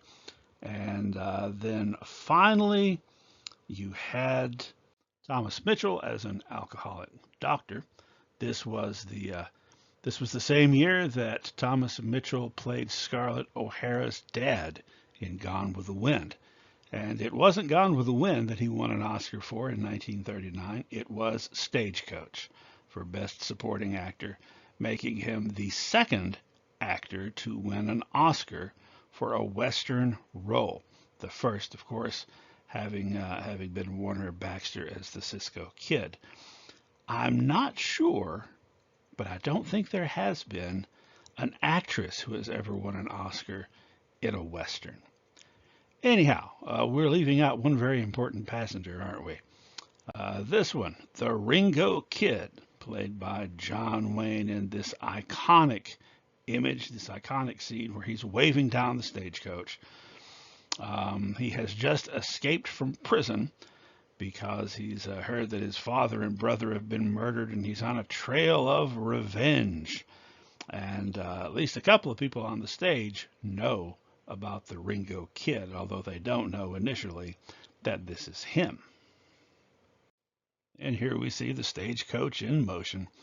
Another significant thing about this film was that it was the first Western that John Ford shot in Monument Valley, which is a location he would use in the future for most of his Westerns, with this scenery, this iconic scenery in the background, making the scenery and the landscape become a character in itself in John Ford films. Over the next several years, while World War raged on, there were several more Westerns made that had more of an adult sensibility to them. For example, if you take a peek on the far right there, the film The Outlaw, which presents itself as the story of Billy the Kid, is actually the story of Jane Russell's Bosoms. This one was produced by Howard Hughes back when he got out more. Other films during the war years that were very significant included The Westerner with Gary Cooper and Walter Brennan. Walter Brennan playing the infamous Judge Roy Bean, and playing him very poignantly to the extent that he won an Oscar for Best Supporting Actor. And so there was also the Oxbow Incident, 1943, starring Henry Fonda, featuring Dana Andrews and Henry Morgan and very young Anthony Quinn, as well as a very old Francis Ford. This is based on the classic Walter Van Tilburg Clark novel, which I think came out in 1937, about a lynch mob, a group of vigilantes, and Henry Fonda is one of the people that gets swept along and is trying to talk the others out of carrying out this dreadful deed. This was an extremely tense and intense story. And then Dark Command, a John Wayne movie directed by Raoul Walsh about Quantrill's Raiders. Also features Roy Rogers in a supporting role, the only time that John Wayne and Roy Rogers were in a film together. At the end of World War II, the adult Western spawned a sub-genre, the psychological Western, which would be pretty popular among filmmakers, particularly in larger budget productions in the late 1940s and through the 1950s. Now, as the name indicates, psychological westerns. These are Western films that, like adult westerns in general, are not geared toward little kids, but geared toward an adult audience. And the distinction here is that characterization is one of the main things, one of the main elements in these stories, looking into the motivations of the principal characters, sometimes their mental and emotional state, heavily influenced by film noir, which is a term that was starting to be used in France as early as 1946. Although, we've all heard it, but it didn't start being used in the United States really until the 1960s and 70s, after the French New Wave cinema movement in the late 50s and early 60s became really popular, and a lot of those French New Wave directors cited what the French called film noir, as well as a lot of Hollywood westerns as their inspiration. So what is film noir? Film noir, literally, en français, film noir, means black movies, and it doesn't mean African American movies. It means dark, really, really dark. Film noir usually has a strong element of the cynical, a strong element of a very flawed protagonist who, often is very hard-edged. Sometimes a protagonist that is maybe not so hard-edged, regular guy or lady that find themselves suddenly in the middle of complex and mysterious goings on that they don't quite understand. But that hard edge, particularly, translated into a lot of these psychological westerns. A lot of the protagonists of films like this, and some of the best Western films made, most of the best Western films made in this period, fall into this category. They have heroes who are not necessarily the traditional, B-movie cowboy in a white hat, Hopalong Cassidy type of character that never drinks or smokes or swears or is never rude or things like that. Some of these characters have serious issues. In fact, some of the protagonists of film noir movies were not only hard-edged, they were sometimes downright cruel or even murderous.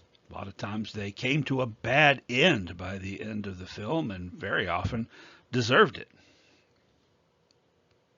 In fact, American pop culture in general took sort of a dark turn right after World War II, even in the world of comic books, where in the first half of the 1940s, during the war, super gung-ho, patriotic superhero characters, very colorful, like Captain America and Superman, Wonder Woman, and others, were extraordinarily popular and dominated the newsstands. But as soon as the war was over, they started falling by the wayside. A lot of those superhero comics got canceled, including Captain America.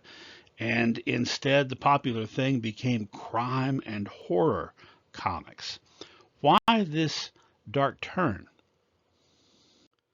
Well, it turns out World War II was a traumatic experience, not just for the combatants, but also for the people back home. Now, the many adults that served overseas and saw firsthand the horrors of combat, or who were on hand to liberate those concentration camps and see firsthand what had been going on there.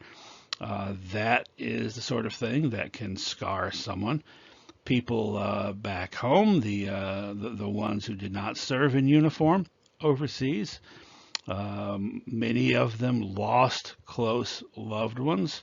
Many of them, after the war was over, are now hearing on the news and reading in the newspapers about the war crimes trials, more details about the horrors of the Holocaust, and all these things. Now that the gung-ho attitude of getting through the war and winning it is no longer front and center, All these things led a lot of Americans, just like in other parts of the world, to have kind of a sense of weariness and maybe even cynicism, which is very similar to what happened after World War I, actually. And it is reflected in the entertainment of the period, especially those entertainments that are directed toward adults who really have a more sophisticated palate, really. It takes more to engage them, and they're a lot more thoughtful, perhaps, than they had been on the average in more innocent times. In fact, that whole process was already beginning at around the beginning of World War II, with those adult westerns introduced in 1939 and in the early 1940s. The time period between roughly 1940 to 1960 is often referred to as the golden age of westerns, both because of the advanced quality of Western films during the time, as well as the popularity of them. I would actually say starting in 1939. So let's say maybe 1939 to 1959. So we're going to look at that post-war period from 1946 through to the end of the 50s, and we're going to look at some of the Western films from the era. Now, where to even begin and where to end, it's difficult to say. There were literally hundreds of Westerns made during that time period. I'm not going to say, okay, here's my list of the top 10 in descending order, because that would be really hard to do and it would be subjective.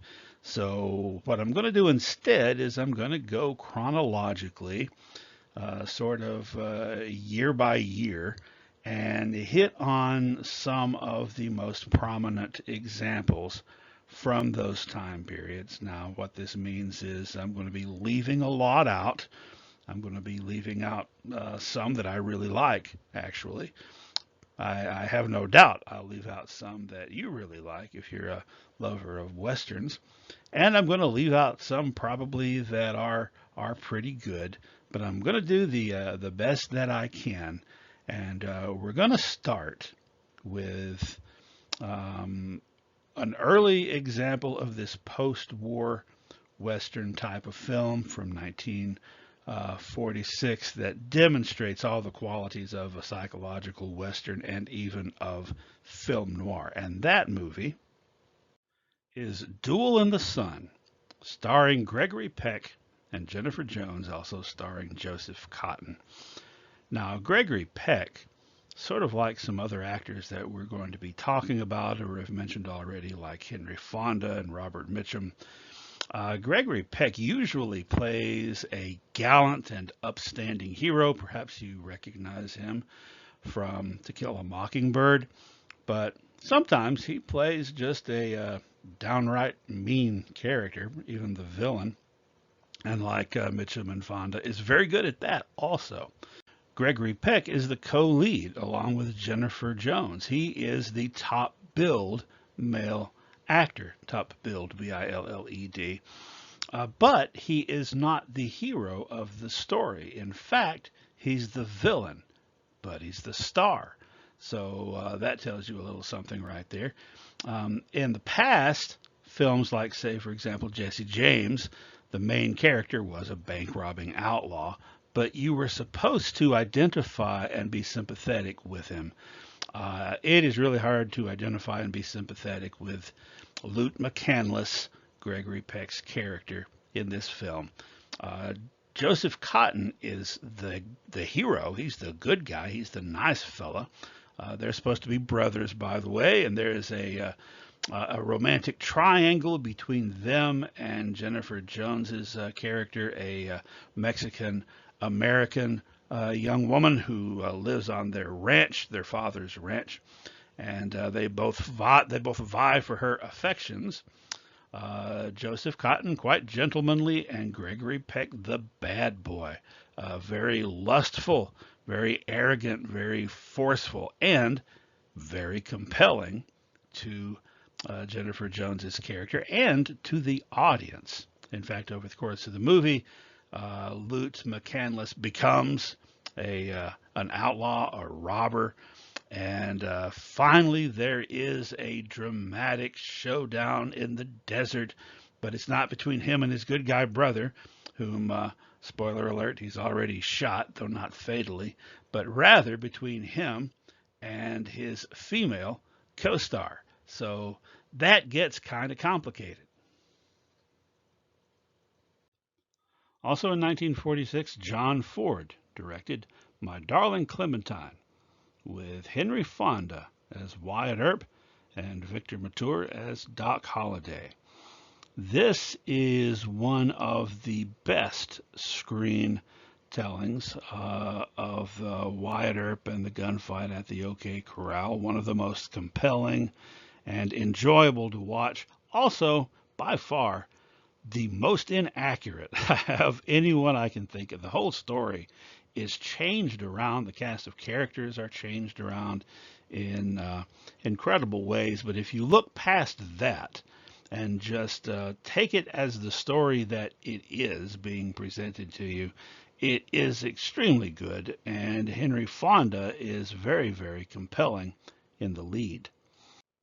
Also compelling in 1947, John Wayne, co-starring with Gail Russell in Angel and the Bad Man, in which John Wayne's character is a notorious outlaw who has been wounded and is taken in by a Quaker family, falls in love with the daughter, and becomes converted to a good guy due to the love of a good woman. Spoiler alert. I feel like this may have been the most likable performance that John Wayne gave in any of his big budget films. It was directed not by John Ford, but by James Edward Grant.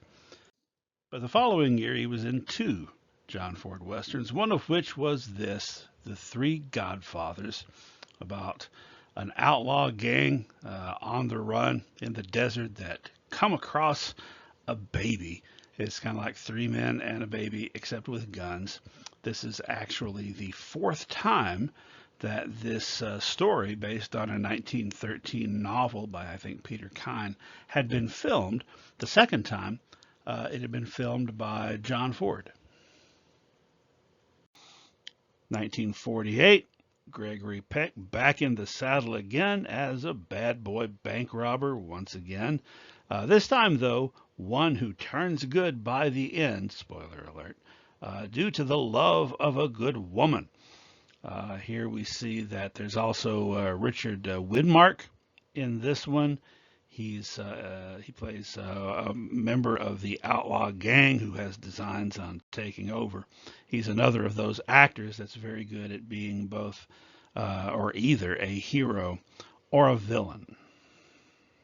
Speaking of versatile actors, Robert Mitchum. We've been talking about him, but now here he is in 1948, starring in Blood on the Moon, about a cowboy who gets caught up in a range war, co-starring with Barbara Bel Geddes. Now, Mitchum had gotten his start in the early 1940s on Hopalong Cassidy movies, starring as an anonymous henchman several times. Here he is from 1943's Hoppy Serves a Writ. And even though he was like billed 10th in Hoppy Serves a Writ, and he was a bad guy, didn't even get a name, I don't think, his rugged charisma it led to large numbers of fan letters being written to the studio about him, which led to him getting his break and getting to become a headliner, actually getting nominated for an Oscar in 1945 for the story of G.I. Joe. In addition to playing the hero in a lot of movies, in the coming years, Mitchum would also give performances as some of the most chilling villains in cinema history, such as in Night of the Hunter and Cape Fear. even in the movies where he plays the hero, there's often kind of a subtext of danger about him.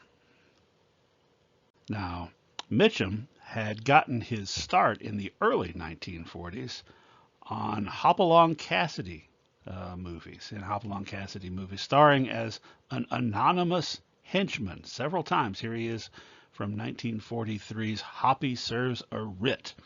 And even though he was like billed 10th in Hoppy Serves a Writ, and he was a bad guy, didn't even get a name, I don't think. His rugged charisma it led to large numbers of fan letters being written to the studio about him, which led to him getting his break and getting to become a headliner, actually getting nominated for an Oscar in 1945 for the story of G.I. Joe. Barbara Bel Geddes, about 30 years later, would play Miss Ellie Ewing, the matriarch of the Ewing clan on the TV show Dallas, which ran from 1978 through to the end of the 1980s. Here's that second John Ford film that John Wayne was in 1948, Fort Apache.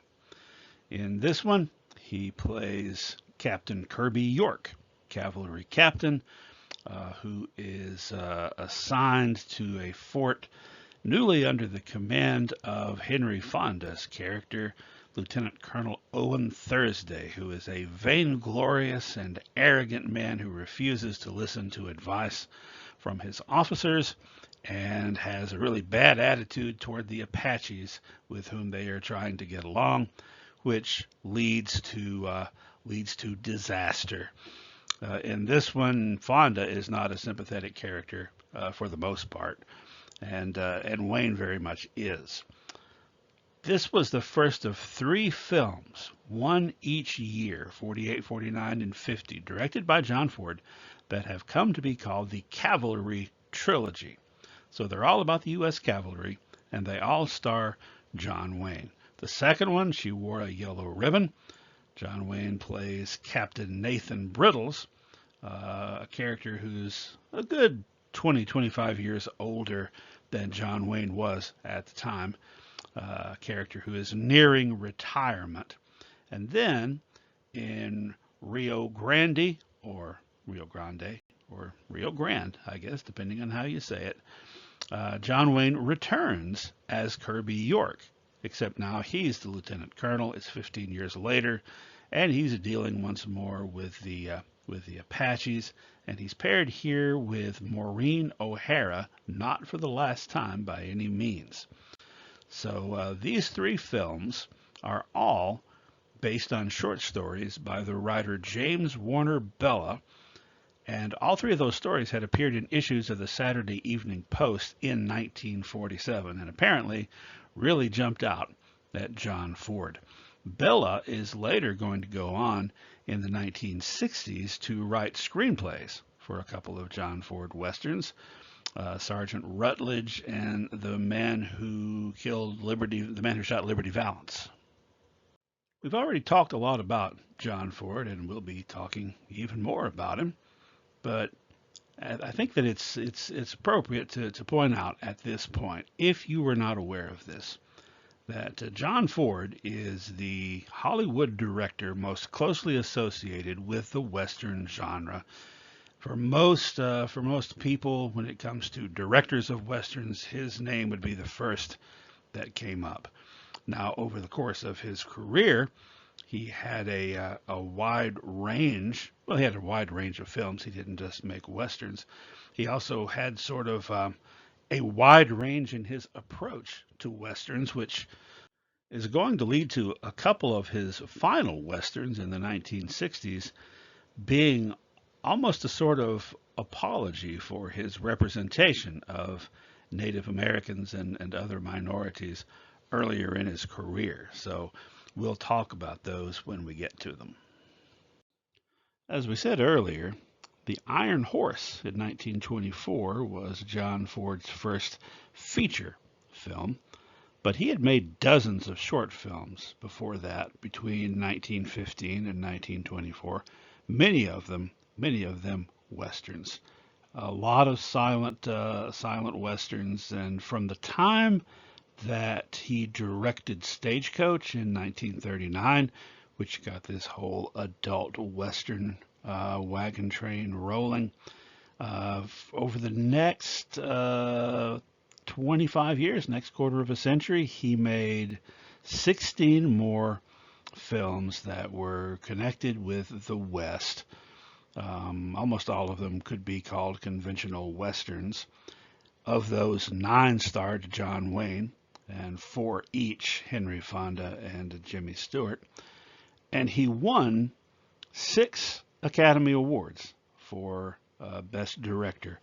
2 of them for World War II training films, and the other for feature films. However, none of his westerns won him an Oscar for Best Director, unless you count The Grapes of Wrath, which starred Henry Fonda, the adaptation of the John Steinbeck novel, which, as I discussed earlier, does, in the eyes of many, count as a contemporary Western. But one of the all-time great filmmakers in multiple genres. Also in 1948, the same year that he was in Three Godfathers and Fort Apache, John Wayne appeared in Red River, directed by Howard Hawks. Once again, he's playing a much older character. Actually, the beginning of the film shows the character Tom Dunphy as a younger man, and tells how he found the young child that would become his adopted son, whose family had been massacred. And the story itself is about a cattle drive, a fictionalized version of the first cattle drive up the Chisholm Trail. And the conflict comes primarily from the conflict and arguments between John Wayne's character and his adopted son's character, played by Montgomery Clift, very young Montgomery Clift.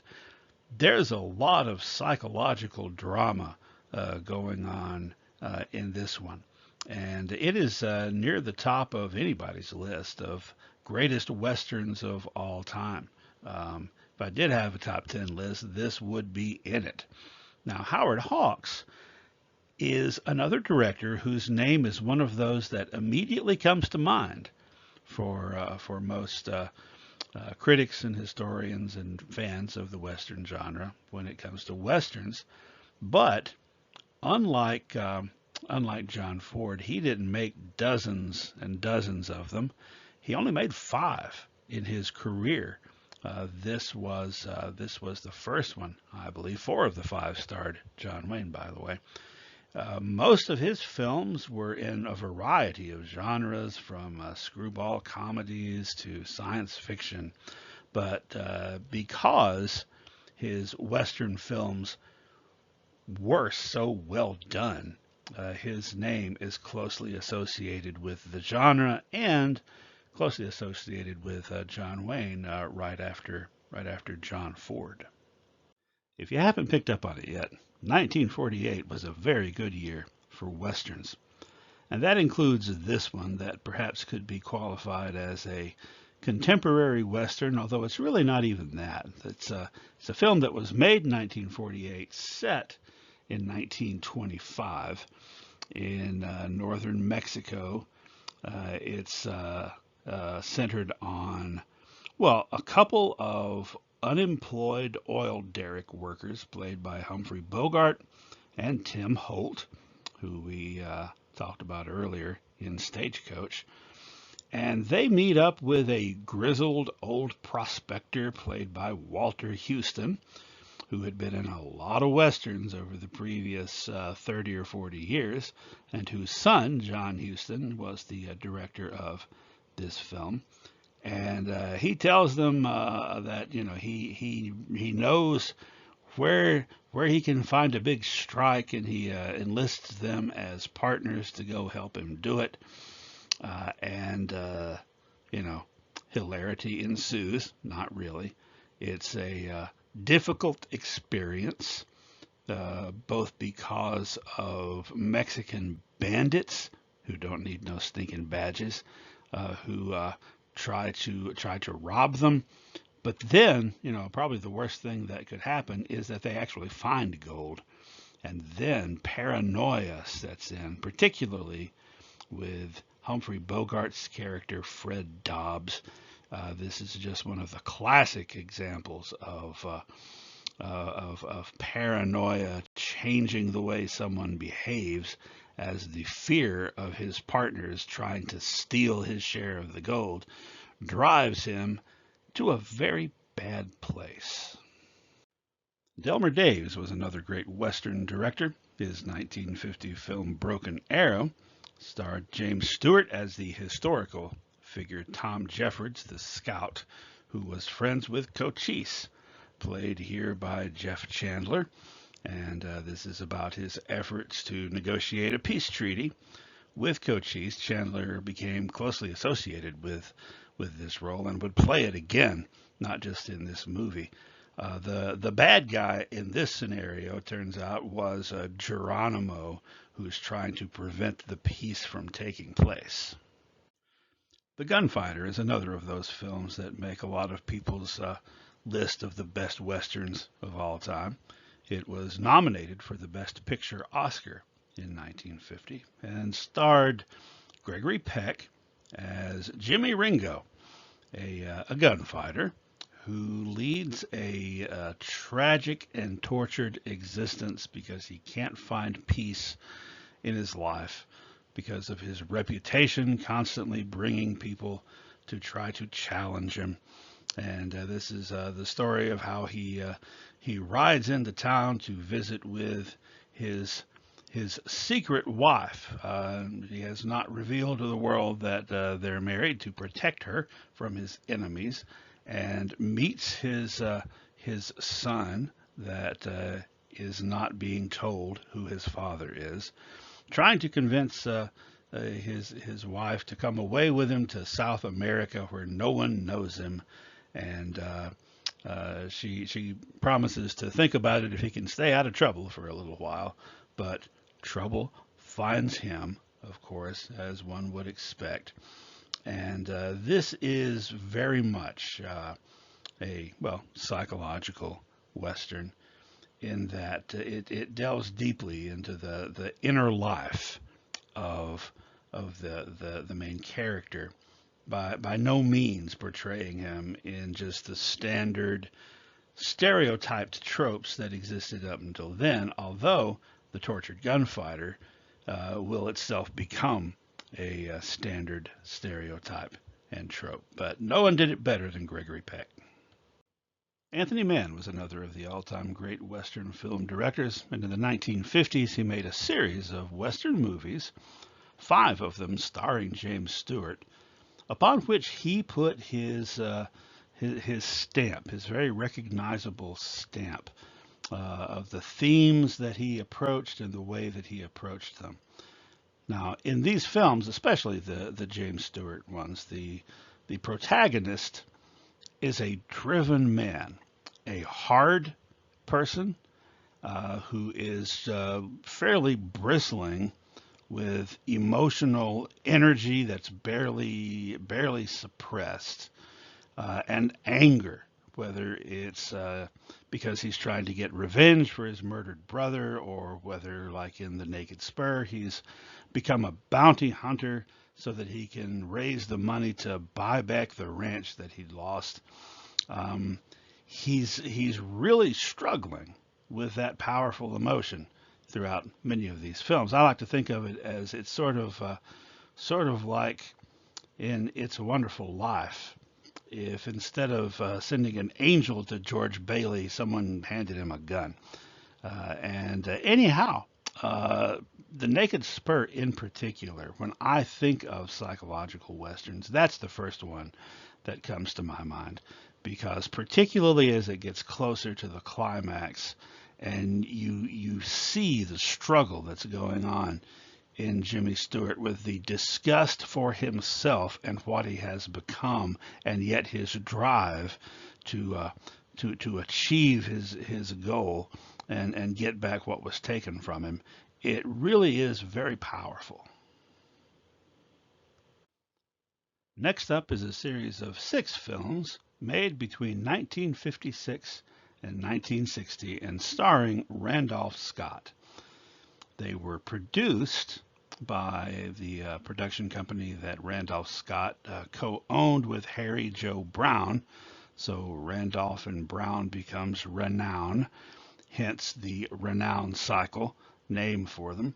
They were all directed by Bud Bodeker, and 4 of the 6, I believe, were written by Burt Kennedy. They are thematically similar. They do not feature any of the same characters. Each one is a different and self-contained story, but they're all extraordinarily well done. Now, Randolph Scott had been making westerns at this point for more than 20 years, since the 1930s, and he is kind of at his high point of being a laconic Western hero at this point, to the extent that about less than a decade, I think 1969, there was a popular country song by the Statler Brothers called "Whatever Happened to Randolph Scott," and the conclusion they reached after looking at some of the R-rated movies that were popular by the late 60s. Whatever happened to Randolph Scott has happened to the industry.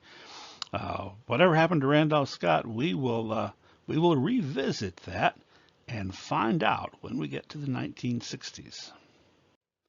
And now, one of the big ones, High Noon from 1952, starring Gary Cooper and Grace Kelly, who would become a princess, the Princess of Monaco, not too many years after this film, as well as you can see Katie Hirado there in the lower right, and various other character actors that were popular, or at least well known at the time. High Noon would be my pick, my personal favorite Western film, and my pick for the best Western ever made. I said I wasn't going to make any lists. Well, I'll start with this one and end there. I would put this on my list of the greatest films, period, ever made, for various reasons. Gary Cooper won an Oscar for High Noon, making him the first actor since Warner Baxter in 1928 to win a Best Actor. There'd been 2 or 3 Best Supporting Actor Oscars since then, but Cooper was going to be the first one for Best Actor in a while. It wasn't his first Oscar. He had won one a little over a decade earlier for Sergeant York. Well, what's the big deal about High Noon? Why do I like it so much? Why do so many people? And conversely, why do some people really hate it? Well, let's take a look at the plot. It deals with Gary Cooper's character, the town marshal, named Will Kane, in a town called Hadleyville. He is, at the beginning of the movie, getting married. The movie starts, it's about 10:30 in the morning, and it proceeds in real time until the hour of high noon. So he's getting married to Grace Kelly's character, who is a Quaker. And he had promised her that once they get married, he is going to hang up his guns and quit his job, and he's going to get a job as a clerk in a dry goods store because she is a pacifist, and his job, of course, involves carrying a gun. Well, as the wedding is being concluded, someone shows up to inform the marshal that Frank Miller's gang is hanging out at the railroad depot. Frank Miller was a notorious outlaw that the marshal had sent to prison some years earlier, but he's been released on a technicality, and he's going to be meeting his gang. He's coming in on the 12 o'clock train, high noon, and when he gets there, he's coming gunning for the marshal who had arrested him. The marshal's new wife and all the townspeople encourage him to get out of town because, after all, this is his last day on the job. However, Marshal Kane feels that if they start running, they will only be pursued by the gang who will catch up with them out on the open prairie where they will have no defenses. Better to face them in town where he will actually stand a chance. Plus, they're in town. All he has to do is deputize some townspeople, and through strength of numbers, they will be able to take care of the situation with Frank Miller and his three outlaw associates, one of whom is his brother. But there's a problem there. Well, one problem is his wife wants none of it because he has promised he was going to give up a life of violence. And the other problem is that everybody in town is terrified of Frank Miller, and no one wants to come to the marshal's aid. No one wants to be part of a posse. It may be true that if you've got 20 people, they would be able to handle 4 bad guys, but some of those 20 people might get shot, and gee, you might be one of them. Better off to let somebody else do it, is the general consensus, including from the marshal's deputy, played by Lloyd Bridges, who quits, his mentor, played by Lon Chaney Jr., who tells him he should just leave and he's being foolish. In fact, everybody in town is reluctant or downright resistant to helping him. In fact, in some cases, they hide from him when he comes around looking for help. His new wife assumes that the reason he's staying is because of his ex-girlfriend, played by Katie Hirado, who is a Mexican-American woman that owns a saloon there in town, who actually tells the new bride that apparently you don't know this guy very well.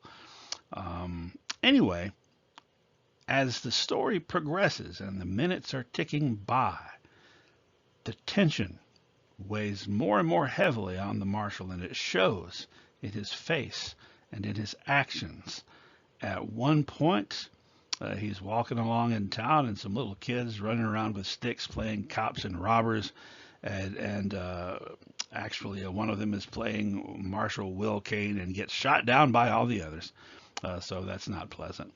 Then he goes to his office and starts making out his will because he knows he's almost certainly going to die.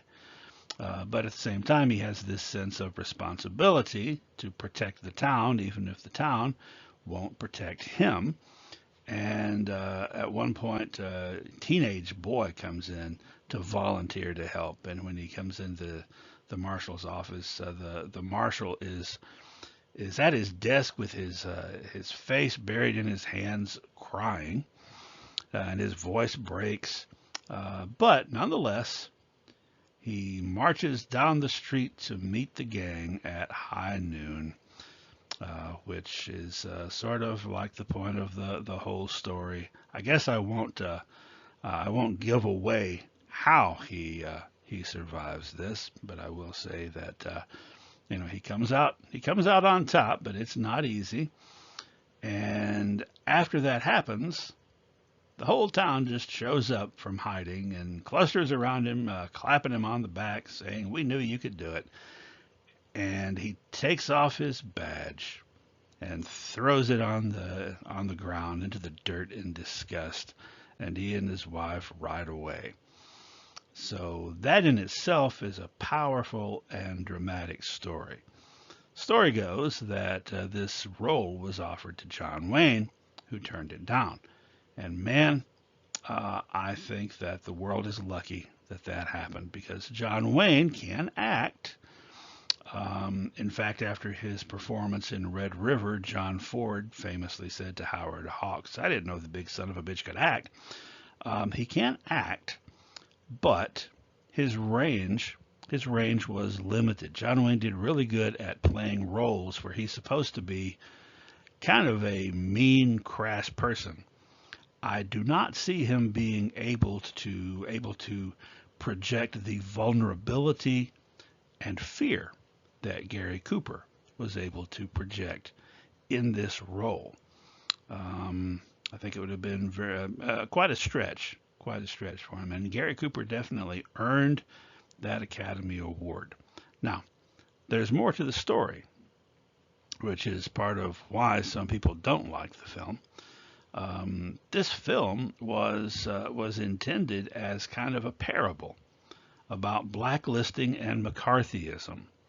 Several of the writers, several of the crew, and even some of the cast were people who had been blacklisted for being suspected of leftist or communist sympathies, therefore having their careers cut short and ended. And so several of them were hired on this picture, and the picture itself is kind of, like I said, a parable, because much like the Hollywood 10, those 10 screenwriters and directors who refused to testify before the House Un-American Activities Committee, who were sent to prison.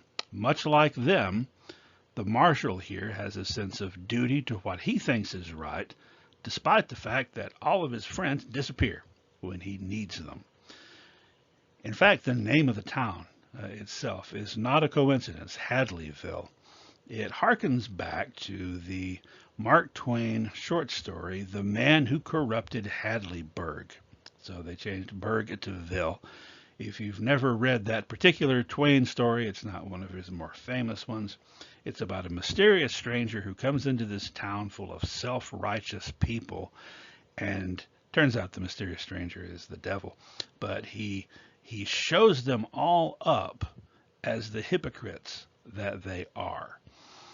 So, John Wayne referred to this later as the most communist thing he had ever seen on the screen, and he had no kind words for it whatsoever. Now, Gary Cooper was actually very conservative in real life, but he acted in this film, won the Oscar. He wasn't able to be there because he was filming in Africa. I think he was filming For Whom the Bell Tolls, and John Wayne accepted the Oscar for him. Yeah, a lot of people have said that this is a leftist communist propaganda film, and that in real life, why all the townspeople would have come to the aid of the marshal. In fact, John Wayne and Howard Hawks would make a movie a few years later called Rio Bravo, that we'll be talking about, that was intended to be a response to High Noon, that was intended to show that in the real West, why, when the marshal was in trouble, everybody would come to his aid, which, in a way, is very ironic, right?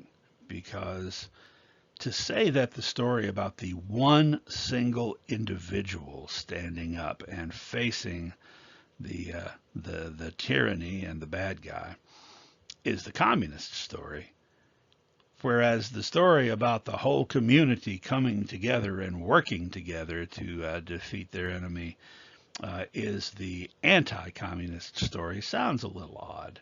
Anyhow, for this and various other reasons, High Noon is a very highly respected film on multiple levels. On the level of being just a darn good story and a darn good psychological Western that really gets at the inner workings and emotions of its main characters, and also the double duty that it does as this analogy for what was going on in the world at the time that the film was made.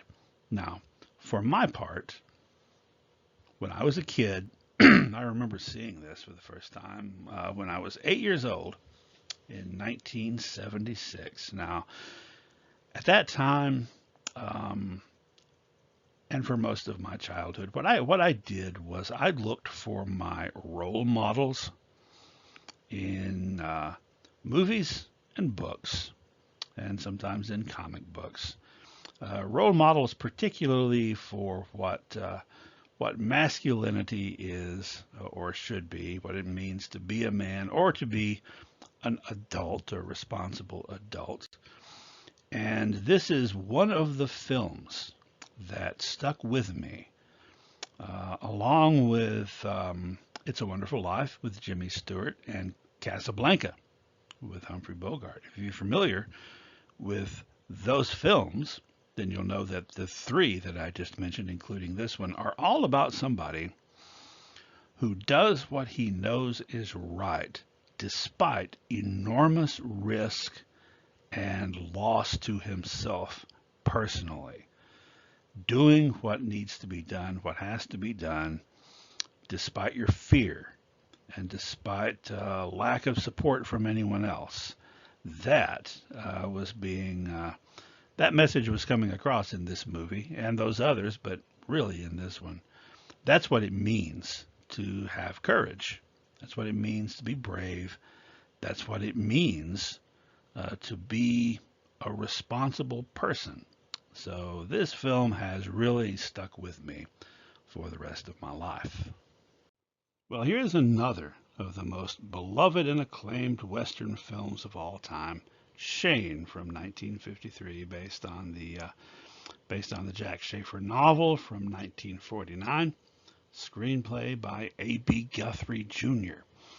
that stars Alan Ladd as the titular hero, Shane, a mysterious gunslinger who just happens to ride into the valley and befriend a family there. And that family of farmers are part of an organized or semi-organized resistance to the local cattle baron.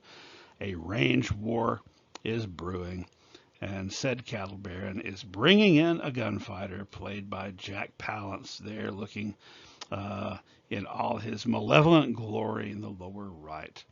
And Shane, of course, befriends the farm family and comes to their aid against the bad guy, gunfighter. And you can tell he's the bad guy because of the way he's dressed, and this is intentional.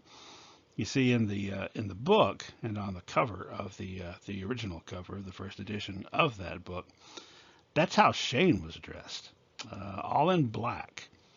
However, for the film, it was decided to have him in buckskins initially that are tanned kind of a golden color, making him look like a knight of the plains, whereas the bad guy gunfighter there is dressed almost all in black. Now, there's a lot of drama in here beyond just the range war.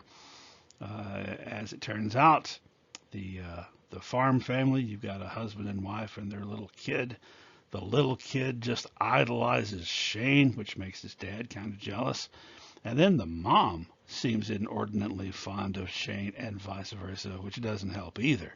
So that adds a whole element of internal conflict going on as well.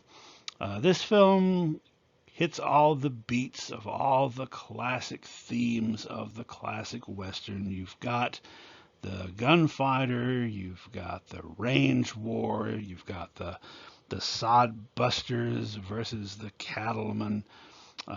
You've even got some references to some latent hostility over the Civil War. And here's John Wayne and another Western classic, 1953, Hondo, featuring also a dog named Dog. You can't beat that.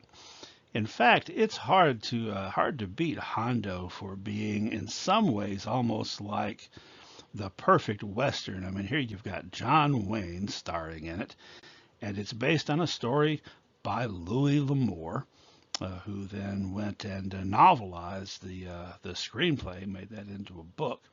And it even features John Wayne's pal, James Arness, in a supporting role. Just a couple of years before James Arness would become Marshal Matt Dillon on the TV series Gunsmoke, and become basically the ultimate TV cowboy. So you got it all here in one package. Plus, Go Chiefs again. Kirk Douglas starred in several good westerns in the first half of the 1950s, starting with The Big Sky of 1951, directed by Howard Hawks. That was his second western, and based on the A.B. Guthrie novel from the 1940s that many consider possibly the best western novel ever written, or at least one of them, as well as also Along the Great Divide in 1952, which features Kirk Douglas as a marshal, the sheriff, I think, actually, who's transporting a prisoner, Walter Brennan, across the Great Divide, accompanied by the prisoner's daughter, and also Man Without a Star, in which Kirk Douglas is an aimless, free-spirited cowboy who gets caught up in a range war. Kirk Douglas, another really great Western actor. And here in 1956, we have another John Ford Western, The Searchers, once again starring John Wayne. But not just any John Ford Western. This is perhaps the ultimate John Ford Western. It's also one that many people think is the best Western film ever made. Certainly one of them, and one of the best films ever made, in my opinion, as well. Most of the I keep talking about lists, having said I'm not going to make one. Most of the lists that I have seen that are compiled by people who actually know the genre well and know what they're talking about have in the top 5, in no particular order, High Noon, Shane, The Searchers, Red River, and Once Upon a Time in the West. It just kind of differs which order they put them in. Lists that don't have those as the top 5 have all of them usually in the top 10. And there's very good reason for it, especially with this film. This is, I think this surpasses Red River as John Wayne's greatest performance. The story is about this guy, Ethan Edwards, who is returning home from the Civil War about 3 years late. He actually is one of those Confederates who, like Ben Thompson, went south of the border after the war was over instead of surrendering, and has, it is heavily implied, been leading a life of outlawry with guerrillas. But he comes back to his brother's ranch, his brother's farm, his cabin. So he's got his brother and his brother's wife, and they got a bunch of kids, and they also have this kid they've adopted that is half Cherokee. That's played by Jeffrey Hunter there. John Wayne doesn't care too much for this one because he hates Native Americans passionately. And even more so when there's a Comanche raid on the farm while Uncle Ethan and Jeffrey Hunter's character are away, and the whole family is killed, including John Wayne's brother and his nephews and nieces and his sister-in-law, that it is very heavily implied was actually at one time his love interest. And there's only ultimately one survivor, and that's the youngest daughter, who's played as an older girl by Natalie Wood. And so they become the searchers, trying to find this lost child, lost little sister to the young Cherokee guy. And it is strongly implied, I mean very strongly, that at this point John Wayne's character Ethan is not trying to find her to rescue her, because he feels she has been contaminated by having grown up now by this time, because the search takes years, grown up living among Comanches and no doubt married off to one. And so it seems as though he might just be trying to find her to kill her. And we don't really know until the very end when they do actually rescue Natalie Wood's character exactly what's going to happen. John Wayne is very much a hard-nosed, hard-edged, angry character in this film, and he's very, very good at that kind of role. By the way, I show this sometimes, or sometimes I offer it for extra credit, not just in my West or Western related classes, but in my U.S. history class. Despite the fact that a lot of people point to this film as really having a horrible portrayal of Native Americans, and it does. Either they are vicious and savage, or they're used as comedy relief and treated as kind of ridiculous. So why do I continue to show it? Because there is still that message of racism and hatred that is bubbling right up at the surface of John Wayne's character, even more so than any of the other people, including Jeffrey Hunter's character, who is Native American. And it really is a good demonstration of the type of racism and hatred that was directed at indigenous people.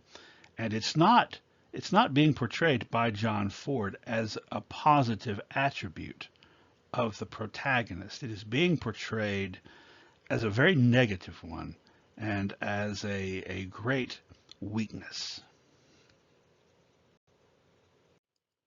Here we have yet another portrayal of Wyatt Earp and Doc Holliday and the gunfight at the OK Corral, or more accurately, the gunfight kind of close to the OK Corral, starring Burt Lancaster as Wyatt Earp and Kirk Douglas as Doc Holliday.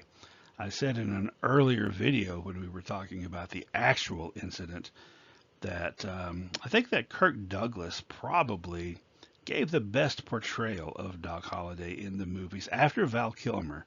So up until Val Kilmer's performance, Kirk Douglas's, I think, was probably the best.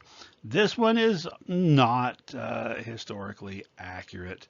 A lot of liberties are taken, although the plot and the characters aren't changed around as much as My Darling Clementine. It's one of my favorites, though. One of my favorite films, ranking up there, not quite as high as Tombstone, but higher than Wyatt Earp, as films about the Earps and the Clantons. So here's the famous quartet there of the three Earp brothers and Doc Holliday heading down the dusty streets of Tombstone to confront Ike Clanton and the others. And yes, there on the far right, playing Virgil Earp, the oldest Earp brother, that is DeForest Kelley, who was in a lot of westerns in the 1950s and 60s, and that is the same DeForest Kelley who would go on to play Dr. McCoy on Star Trek 9 years after this, and who, while on that show, got to reenact this scenario again, but this time on the other side. In 1957, the classic Elmore Leonard short story, The 3:10 to Yuma, originally published in 1953, was adapted to the big screen, directed by Delmer Daves, who had previously directed that Jimmy Stewart western Broken Arrow. The story centers around an impoverished farmer played by Van Heflin, who, for a $200 reward, agrees to transport a dangerous outlaw, played by Glenn Ford, to the town of Contention to put him on the train, the 3:10 train to Yuma, where he will stand trial. So it is an odyssey to get him there, because the outlaw is actually an outlaw leader, and his gang is close behind trying to rescue him. Over the course of the story, the two men develop a grudging admiration and respect for one another. Of course, Glenn Ford, very rarely playing an outlaw, a villain, not really a villain in this one. He's, despite the fact that he is a cold-blooded killer, is presented in a somewhat sympathetic and charming light. This one would be remade in 2007, starring Christian Bale and Russell Crowe. In 1958, Gregory Peck saddled up again, not as an outlaw this time, but as a rancher who's pursuing the four men who killed his wife. And pursuing them he is relentlessly. So we've spoken several times about these psychological westerns having dark and conflicted, sometimes cynical, often driven protagonists. And Peck certainly qualifies. He has a barely controlled cold fury about him as one by one he hunts them down and kills them, only to discover at the end, spoiler alert, they're not the ones who did it, which makes this for an extremely compelling and impactful film. I think it's a wonderful example of what makes something a psychological western. In 1959, John Wayne and director John Ford were back in the cavalry saddle again with another cavalry-centered western. This one's set during the Civil War, not in the years after the Civil War. So the bad guys here are the Confederates, and John Wayne plays a colonel in command of this cavalry regiment who's been assigned to destroy a railroad and blow up a bridge to slow down the Confederate forces. So that's the main objective, but along the way he also spends a lot of time quarreling with his surgeon, not his personal surgeon, the regimental surgeon played by William Holden. And that brings us to Rio Bravo, which we mentioned a few minutes ago in connection with High Noon, as being that Western directed by Howard Hawks starring John Wayne. That was sort of their response to High Noon and the message behind that movie. This is the one where instead of the lone marshal being forced to face the bad guys all by himself because everyone scatters, everyone comes together to help to fight off the bad guys. And this one is, despite the fact that it is in response to a previous film, also one of the greatest westerns ever made. It is an outstanding movie. It really is. It stars John Wayne as the sheriff and Dean Martin as his alcoholic deputy.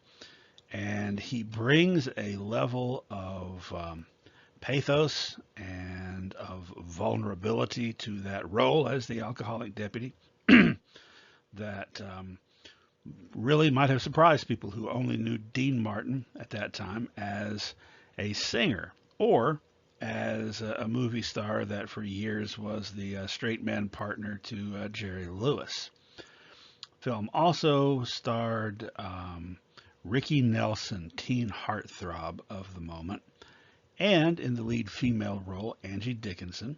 As you can see in the lower right photo there, you've also got Walter Brennan, the perennial grizzled old sidekick and multiple Oscar winner in this group as well.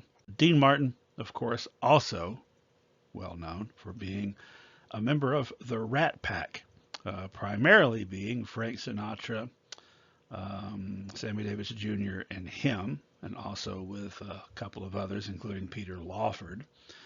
And that's interesting, right? Because the Rat Pack, for the most part, these were kind of middle of the road jazz / pop singers of the 1940s and into the 1950s and 60s, who were not associated with the American West, except for the fact they played in Las Vegas a lot. And it's fascinating to me that Frank Sinatra tried making westerns. Turned out that Frank Sinatra was also a pretty good actor, and he made some great films, but his attempts at westerns fell flat because he really just wasn't very convincing as a westerner. And yet, somehow, Dean Martin was. He really was able to step into this role in particular, but also just Western roles, and he appeared in many other Western films after this. These are just a few examples, starring with John Wayne again in The Sons of Katie Elder, co-starring with James Stewart in Bandolero, appearing as the heroic lead in Five Card Stud, opposite Robert Mitchum as the very, very bad guy. The Rat Pack did have their Western together, and probably the less said about it, the better. Angie Dickinson, meanwhile, about 17 years after Rio Bravo, would have a renewed interest in her career. She would make a big comeback as the star of the 1970s detective series Policewoman. We're going to cap off our year by year discussion of the best Western films of the 50s with this one from 1959, Warlock, based on the Pulitzer finalist novel by Oakley Hall and starring Henry Fonda and Anthony Quinn as a pair of gunfighters, clearly based on Wyatt Earp and Doc Holliday, who were brought into this town to clean it up and discover that the town is really not that fond of them, nor very desirous of them hanging around after their job is done. We've also got Richard Widmark as more of a good guy character in this one. This film has an enormous amount of subtext to it. Anthony Quinn's character is longtime partners with Henry Fonda's character and becomes kind of jealous that, upset and clearly a little jealous that Henry Fonda develops this romantic relationship with the character played by Dorothy Malone and starts thinking about settling down and ending their partnership and their way of life. Quinn's character has backed up Henry Fonda, the gunfighter, for years and almost served like his publicity agent, lining things up for him to do. And there's a lot of homoerotic undertones in this presentation, particularly for the 1950s. It's not necessarily a positive portrayal of that sort of thing, but it is fascinating nonetheless to even see it in a 1959 Western film. Warlock, by the way, is one of my personal favorite Western movies. I think that it is terribly underappreciated. I think that it is one of the best Western films to be made during a period when the best Western films ever were being made. But everything made during this golden age of Westerns was not automatically a classic. There were still, by the midway point, of this period, in the early 1950s, there were still movie serials being made, most of which were very exciting to the young audience members going to the theaters on Saturday afternoon to see them, but also kind of overall forgettable. And in fact, these serials were starting to decrease in popularity because of the availability now of television, which we'll be talking about very soon. So that by about 1954 or so, they disappeared around the same time that the singing cowboys on the big screen disappeared. But for a while, they were still going strong in the late 40s and into the early 50s.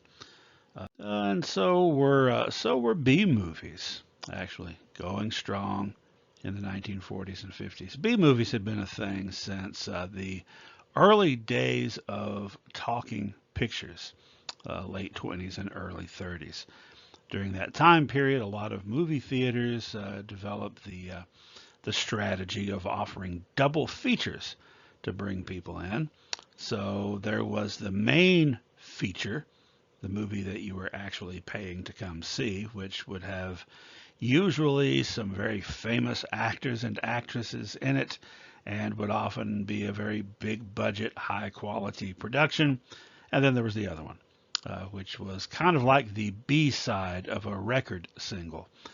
Not necessarily the same quality, although a lot of them were pretty good, but not with the same level of big stars and name recognition. Usually they weren't going to release two big budget features together, one opening for the other, because they could just release them separately and get more people to buy tickets that way, right? So anyhow, 1940s and 50s, there were still lots and lots of B-movie westerns being made. There were B-movies in other genres as well. You know, there were B-movie crime pictures and horror and science fiction and so forth. Here's some of the B-movie actors, leads, that became big stars to the kids who were coming to see their films, primarily the kids. Sometimes their films would also be shown on Saturday afternoons at the theater, in which they weren't necessarily opening for something else. They were more the lead act. You had Charles Starrett starring as the Durango Kid, a masked type wearing an outlaw kind of mask. Also, Alan Lane, known as Rocky Lane or Rocky Allen Lane, depending on what order you wanted to put it all in. And Lash LaRue, this guy who dressed all in black and looked and kind of sounded vaguely like Humphrey Bogart and used a bullwhip. And here's an actor, Rory Calhoun, who was in a lot of B movies in the 50s. Although, to be fair, I think you might and here's an actor, Rory Calhoun, who was in a lot of B movies in the 50s. Although, to be fair, you might categorize some of his films as B plus or A minus movies. They were sometimes a notch above so far as even budget was concerned, and sometimes he appeared, usually not as the lead, sometimes as the lead in the more larger budget films.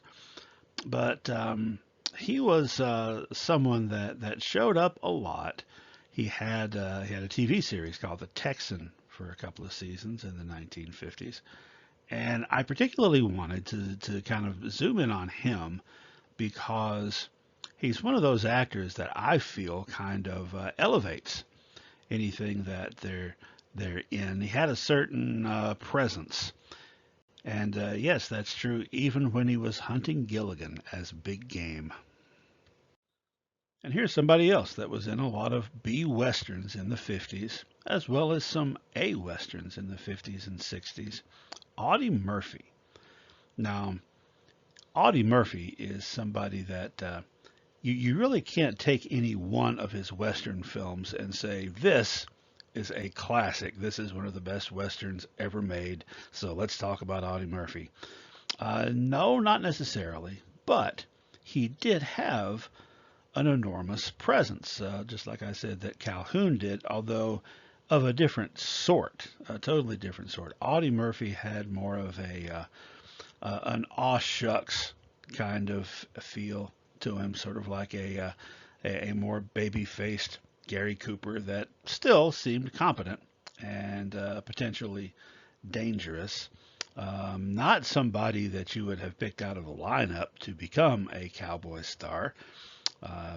Not that tall, and even as he aged, he still had that sort of baby-faced look to him.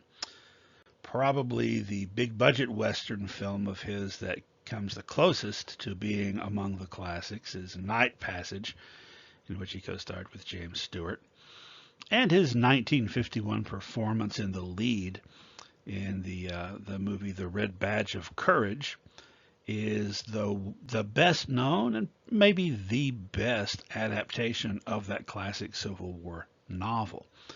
However, like I said, you wouldn't peg him to be an action hero just from looking at him. So how did he get into westerns to begin with? Well, it doesn't really matter if you look like an action hero or not when you really are one. During World War II, 19-year-old Texan Audie Murphy joined the U.S. Army, and over the course of the rest of the war, won every medal given out by the U.S. Army, plus a bunch from France and Belgium, making him the most highly decorated soldier of the war and surpassing Alvin C. York from World War I to become the most highly decorated soldier in all of American history. And this was for several different actions, not one specific action, although it culminated in an action wherein his men were pinned down by Germans, and to give them time to escape, he sort of drew the fire of the German soldiers while he was radioing directions for air support to come and help them. And there was a U.S. tank destroyer nearby, such as the M10 that's pictured here, that had taken a direct hit from German artillery, and the crew had escaped. But this tank destroyer was just there on fire, and he jumped up on top of it, and there was a 50 caliber machine gun mounted up there. And for an hour, he manned that machine gun while being fired at by soldiers and tanks, and kept them all at bay, giving his men the time that they needed to get to safety, during which time he killed or wounded at least 50 German soldiers. In fact, over the course of the war, he is credited with having killed 214 enemy German soldiers. When the war was over, Murphy, Lieutenant Murphy, at that time, still a young man, wound up first writing an autobiography about his experience in the war, which he titled To Hell and Back, which was shortly afterward made into a movie. Well, when they made a movie about Alvin York, they got Gary Cooper to play him. But when they made a movie about Audie Murphy was right there. And so he played himself in this film, and that was kind of a springboard for him to be in other action roles, which he did, like I said, throughout the 1950s and 60s. Sadly, after going through all of that and suffering for years with extreme PTSD, by the way, after all that, he died at the age of 45 in 1971 in a plane crash, and is buried with honors at Arlington National Cemetery. All right, still on the topic of the golden age of westerns, I'm now going to talk about some, I guess, subgenres, starting with what I call big ranch westerns. And here are several examples from the late 40s and 1950s. These films center around a ranch family.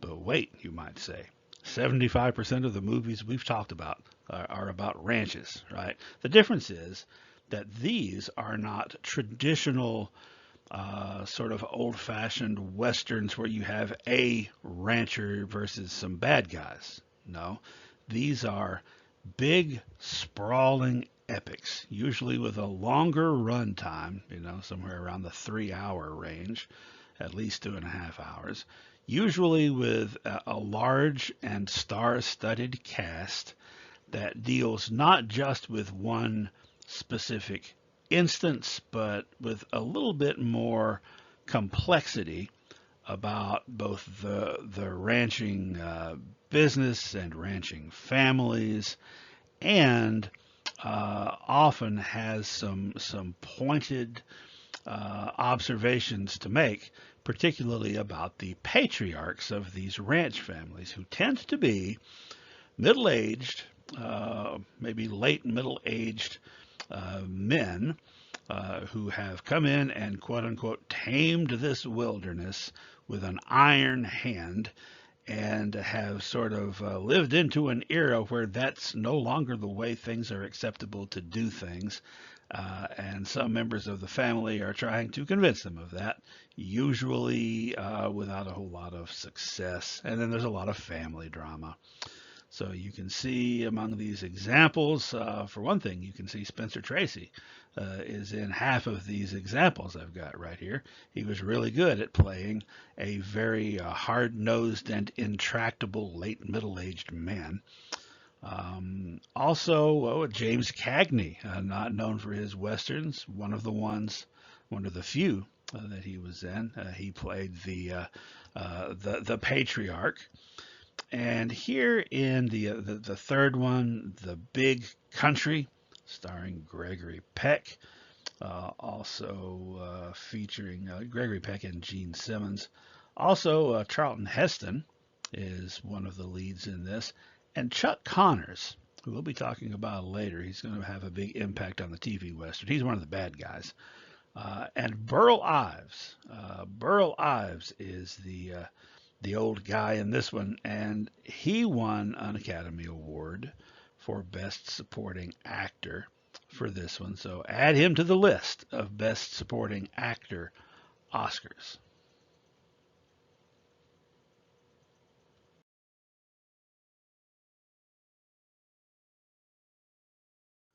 Next on the docket, contemporary westerns. And by the way, these two images are not what I'm talking about necessarily. I have these here just to demonstrate that actually there had been a practice going back to the 1920s of making films set in the West with Western themes and motifs, and yet set in the present day at the time at which they were made. And that held true for a lot of the B movies and serials and TV episodes starring Roy Rogers and Gene Autry and other B movie stars and singing cowboys. Kind of a weird situation with those types of things, in which you could be watching this and you could watch for 5 minutes or 10 minutes before you realized it's not supposed to be 1870, because everything looks like 1870 until a car shows up or someone uses the telephone. So it's kind of perpetuating this idea to audiences that the quote unquote Old West or the Wild West has never left and never changed, and that once you go west of St. Louis, then all the towns look like cattle towns from the 1870s, and everyone dresses that way, except they have cars and airplanes and telephones and stuff. It's very sort of incongruous. I always had a hard time with these types of films, in addition to the singing cowboy part being unbelievable. Just kind of hard to suspend my disbelief. But like I said, that's not what I'm talking about here. No, I'm talking about big budget Hollywood films set in the West with some type of Western sensibility to them. So I make that distinction because every movie that's set in Las Vegas or San Francisco technically is in the West. There has to be another element there, like there is in these three films I use as examples. The Lusty Men from 1952 with Robert Mitchum as a rodeo professional. The film Bad Day at Black Rock, which is really a crime film, sort of a mystery. It's kind of a noir film starring Spencer Tracy as the mysterious one-armed guy that comes into town. But there's a lot of the desert landscape sort of lends to this feeling of being in a Western. And the 1956 film Giant, which was an adaptation of the Edna Ferber novel, starring Elizabeth Taylor, along with Rock Hudson and James Dean, his third starring role and his last one because he died in a car wreck not long after this. Giant is Well, really, it would qualify as one of those big ranch films I just talked about, other than the fact that it's in a contemporary setting. Actually, the story starts in the 1920s and comes up to the 1950s. The story of this family of ranchers, and then later their children, and all the family dynamics and drama that comes along with that.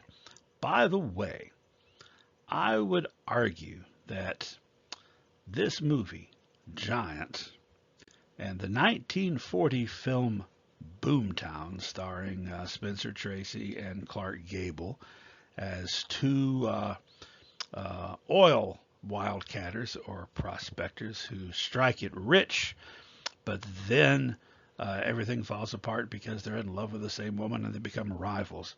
I would say that Giant and Boomtown had a baby, and that baby was called Dallas.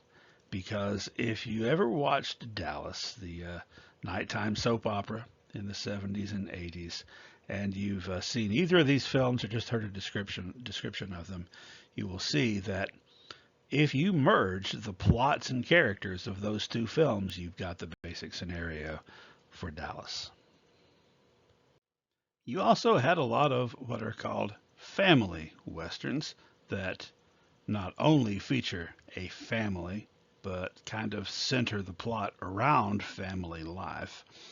A lot of times, the protagonist in these films is a pre-adolescent child, usually a boy, though not always.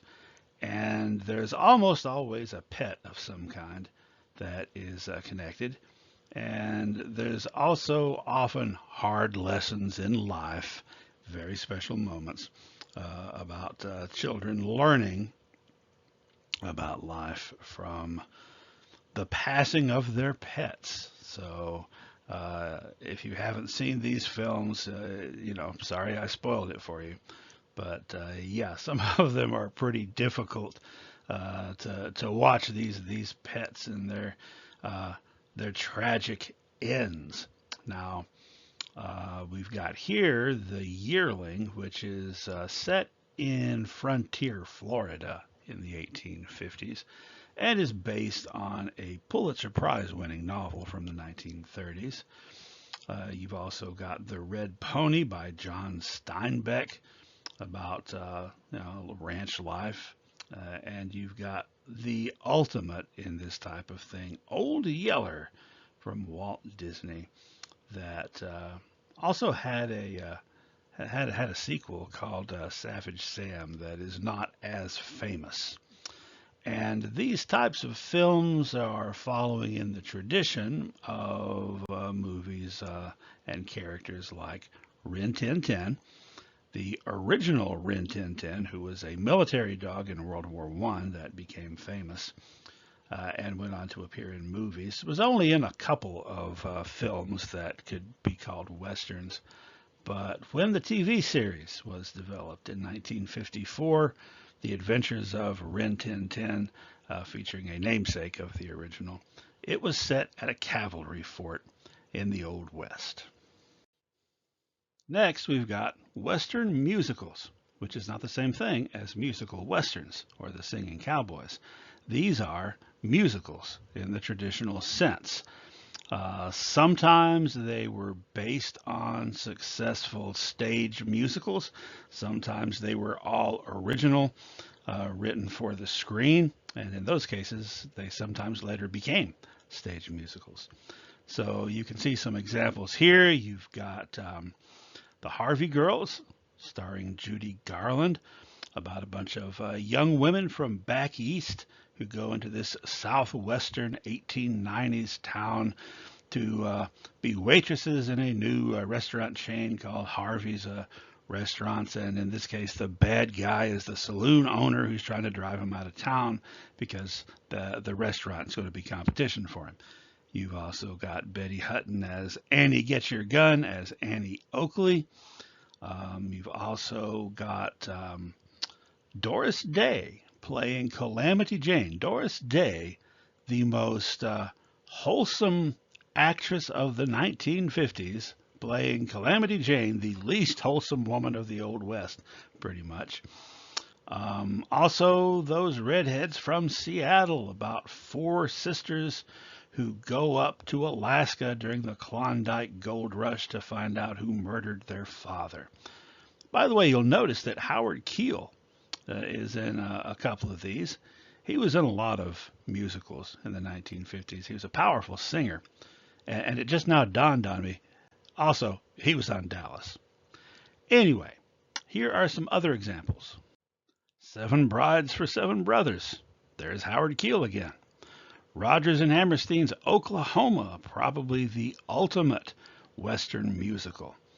And coming a little bit later, 1969, a film production of the 1953 Broadway musical Paint Your Wagon by Lerner and Loewe, starring Lee Marvin and Clint Eastwood as rivals for the affection of Gene Seberg.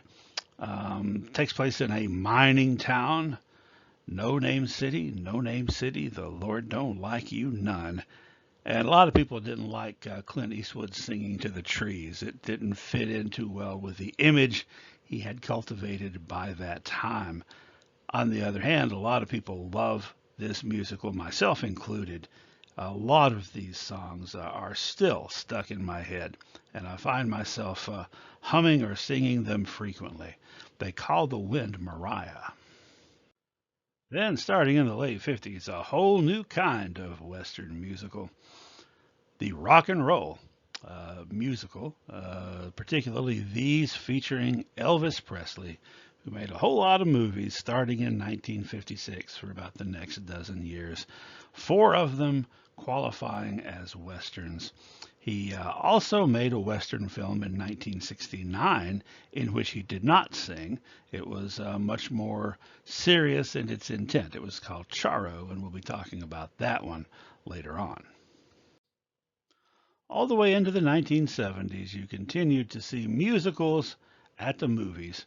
But after the late 70s and the successes of Saturday Night Fever and Grease, you saw fewer and fewer in the 80s and virtually none, maybe one or two a year since then, and almost never have they been Western themed.